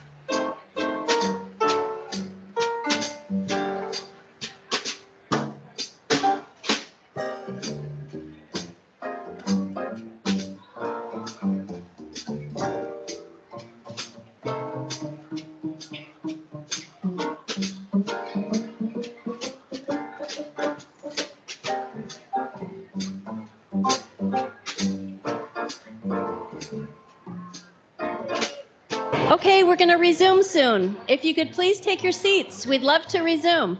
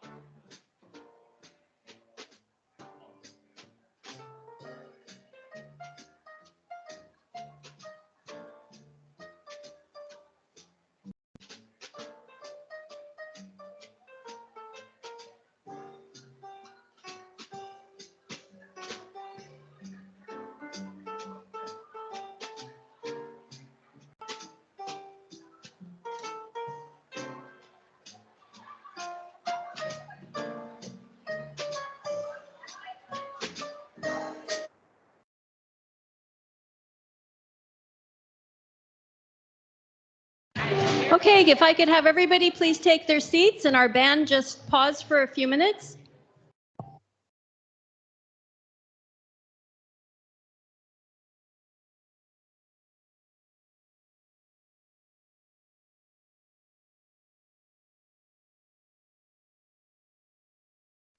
Okay, so we resume our regular board meeting, and at this time we go to item 10, which is the swearing in of our new superintendent. So a few thoughts before we start that. So first of all, consistent with Washington law, Dr. Aramaki is required to take the oath of office before he undertakes the responsibilities of being the Bellevue School District Superintendent on July 1st, 2023. Because this is our last regular board meeting before that date, he's going to be taking his oath today. So a few words just from our board. We don't want to start all over, but all we wanted to say collectively as a board is how excited we are to have you as our incoming superintendent, and how honored we were and delighted we were to frankly see so many applicants from around the country, and look at each and every one of them through so many different lenses and realize really clearly time and time again, as I think several of us said earlier, that you really were the most remarkable candidate. and hit everything and exceeded everything on every level. And we were just so struck by so many aspects of who you are and the vision you have for our district and how much love you bring to all the students. And we see so much in you and have so much faith in you. So collectively, we thank you in advance and are excited to have this new moment. So I invite my fellow board directors to join me on the floor as you bring your family to do our swearing in.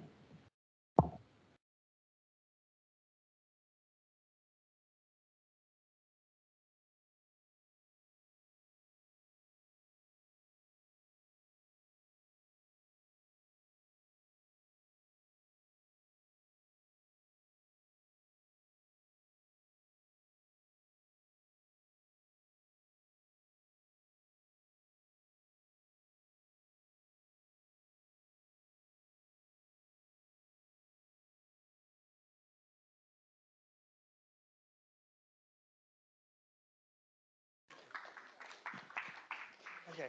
I mean, because you got your people, so I got to get my people. I brought my people. You should bring your people. Okay, are we ready? Okay. Okay, so can you raise your right hand, please? And repeat after me. Okay.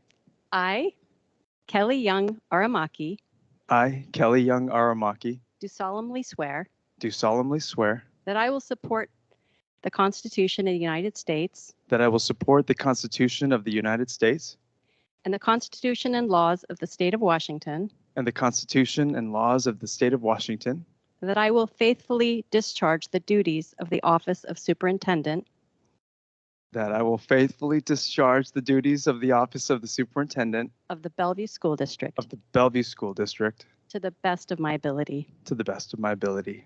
Congratulations. Thank you.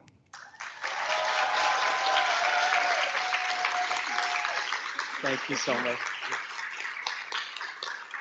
Thank you, Carolyn. Thank you, Jane.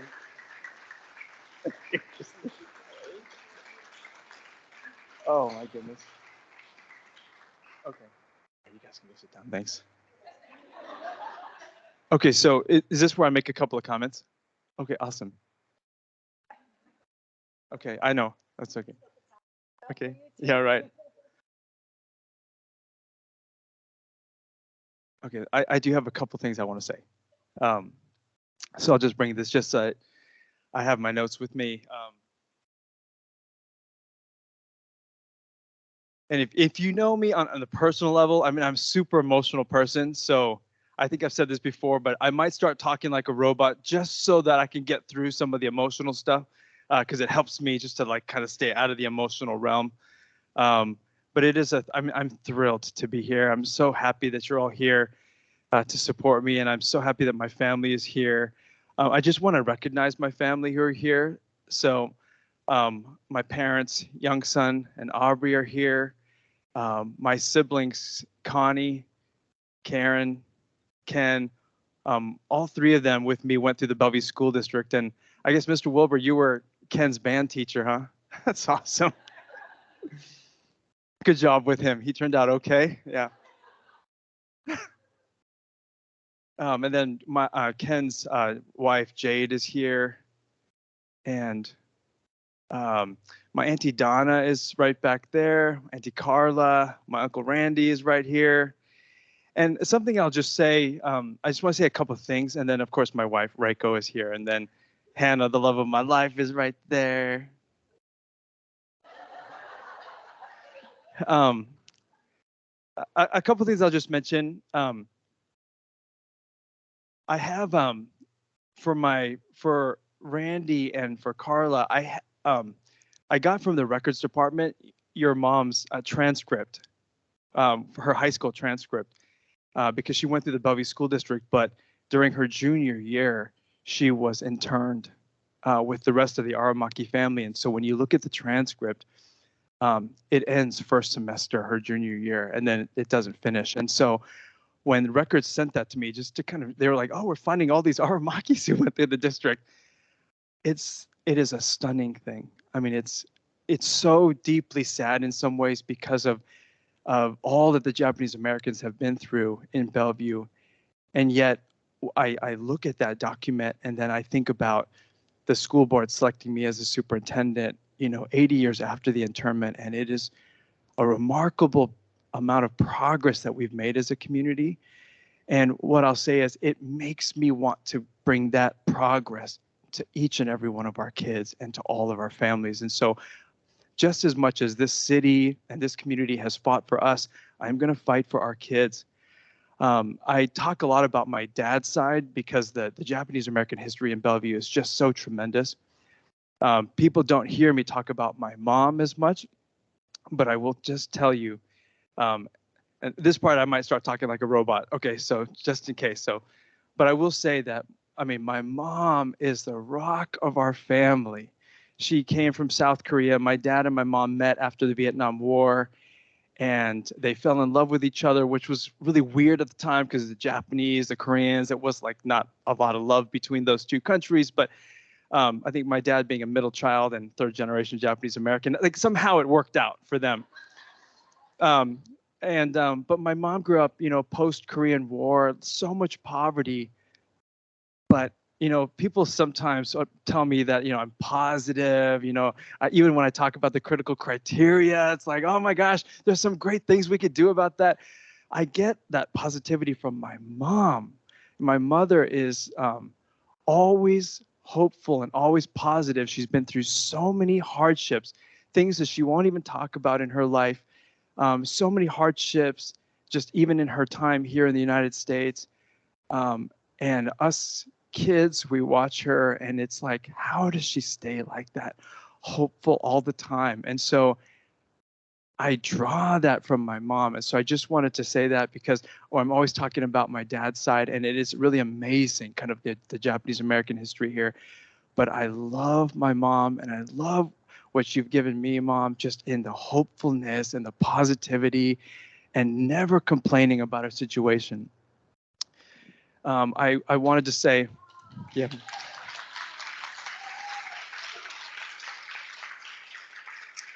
And then I'm just, I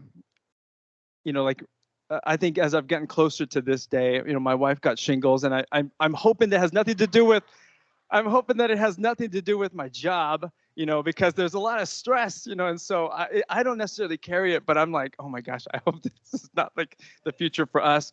But I will say, like, my wife also, she's just like my partner standing beside me. I mean, we do so much together and we lead so much together. And I'm so thankful for my wife. And my wife, so Reiko went to Newport Hills Elementary, and then she went to Ringdahl Middle School. And then her family moved back to Japan. And so those two schools don't exist anymore. We consolidated them. And so I'm just going to say that it's good she didn't go to Newport High School, because otherwise we might not have a Newport High School. I mean, it seems that she goes to the school and then it closes. So, but anyways, my wife, I'm so thankful for her, for you, honey, and then my daughter Hannah, who's a student at Interlake. I guess I would say the work of the superintendency is so hard. Like the emails that come in, they're not always like a joy to to read and things like that. But I feel committed to the job because I want to make Bellevue the school district that she thrives in, and I want to make the Bellevue School District a district that all of our kids thrive in. I want to talk about art. It was really amazing to hear the board members talk about art. Where is art? Okay, geez, already all the way in the back. Okay. See, this is exactly what I was saying. So I was telling the principals yesterday that art is like Mary Poppins. And so he is the Mary Poppins of education. He basically comes in when a district is going through kind of a time of need, like somehow like there's a school district that's out there and it's in need. It's, it's kind of going through transition or sometimes in disarray. And then art is just comes in and he only comes in for a short amount of time. Instead of singing songs, he just tells stories. So he doesn't, he'll say something like, let me tell you a story about a spoonful of sugar. Like he won't sing it, but he'll have a story for everything. And I'll say that it's amazing because he comes in he sees things, he helps get things in order, he puts things in place. He sees the great things, he strengthens them, he sees the things that need to be fixed, and he fixes them. He does all this hard work, and then when you're just like, yes, now everything is amazing, then he goes. Just when you want him to stay the most, he's like, and now I'm gonna go. But he leaves the place better than he found it, and he leaves making sure that we're all focused on each other and that we're all focused on the kids. I mean, he's the most remarkable person, and over the last 2 years, not a lot of people see the things that he has done, but in the background, he has done so much for us, and you personally have done so much for me, Art, and I'm just so thankful that you have been the kind of the ultimate mentor. I tell people this has been like the best superintendent student teaching experience I've could ever have hoped for, because I'm taking things on and he's just right by my side. Yeah, don't do that. Or yeah, that's good. Don't do that. Like, it's just, he's been amazing as a mentor to me and taking care of me and launching me. And he does it in a very selfless way. And I'll just, in closing about Art, what I'll say is, people are always trying to predict what he's going to do after this. And so some people think that he's going to be on some beach someplace, and other people say that he's going to be playing shuffleboard. But we should never be surprised, because he's going to see another district that's in need, and he's going to go in and he's going to be a support to them. And so, Art, thank you so much for everything.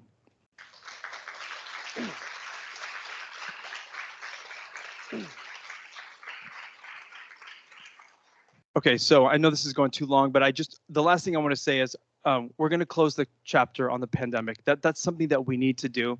The pandemic was so challenging for us. It was challenging for students and families and for staff. And so it is time for us to close that chapter and to start a new chapter. And that is what we're going to do. We're going to open up a new chapter that is grounded in the well-being of our students and our staff. We're going to open up a new chapter that elevates the idea of the beloved community, where people care about each other, where there's no hunger, poverty, or hatred. And we're going to open up a chapter of joy. It is really important that we choose joy as a school district and that we fight for it. And so that is something that I'm going to do in my leadership, is to help us as a system choose joy and move forward in that direction. And I want people to know that as I see the work that's happening in schools, in the classrooms, at the district, we have amazing things going on, and the best days of the Bellevue School District are on the horizon, right here in front of us. The next 10 years are going to be a decade of complete flourishing and thriving. I can see it. Even just this past week, I was meeting with our early literacy team. They're talking about early literacy, biliteracy, structured literacy, the things that the elementary teachers are working to ensure that every student is reading is so remarkable. And the results that we're starting to see show the promise of excellence and equity for every single student.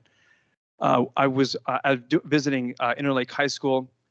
They do have amazing, their woods, their metals, their horticulture, but the horticulture department, they're starting this new hydroponic thing where they have goldfish that poop. The poop like fertilizes the lava rocks grow basil. They cut the basil, they're going to send it to Newport Culinary, which they're going to then use to feed the construction workers who are working on the site. I mean, we're doing amazing things in Bellevue. I mean, it's so amazing, the innovations that we're doing for our kids, and we're teaching the kids how to use their skills to be better to our planet.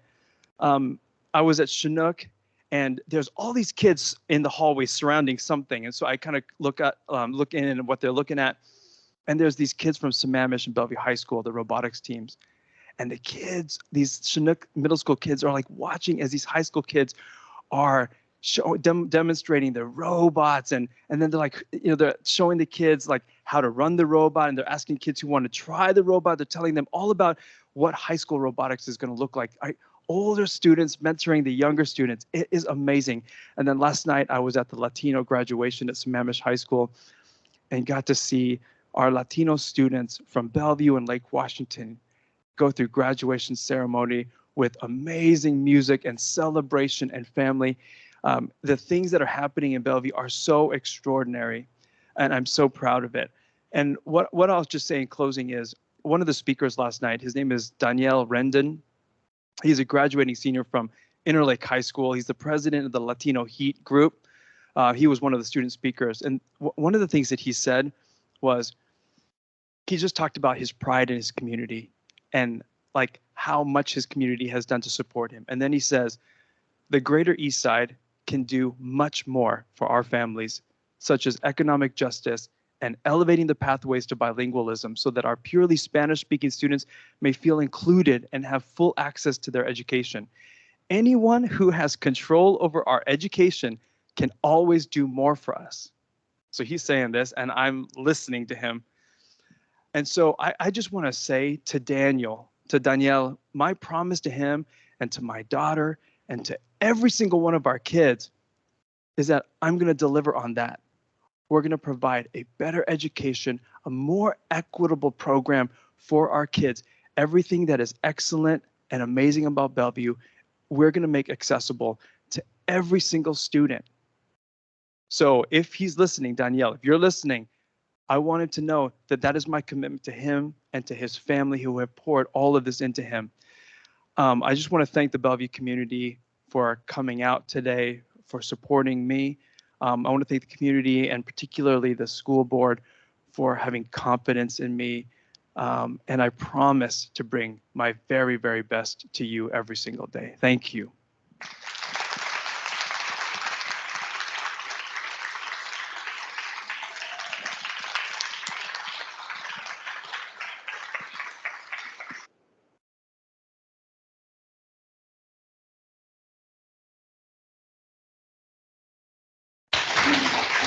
So we thank you.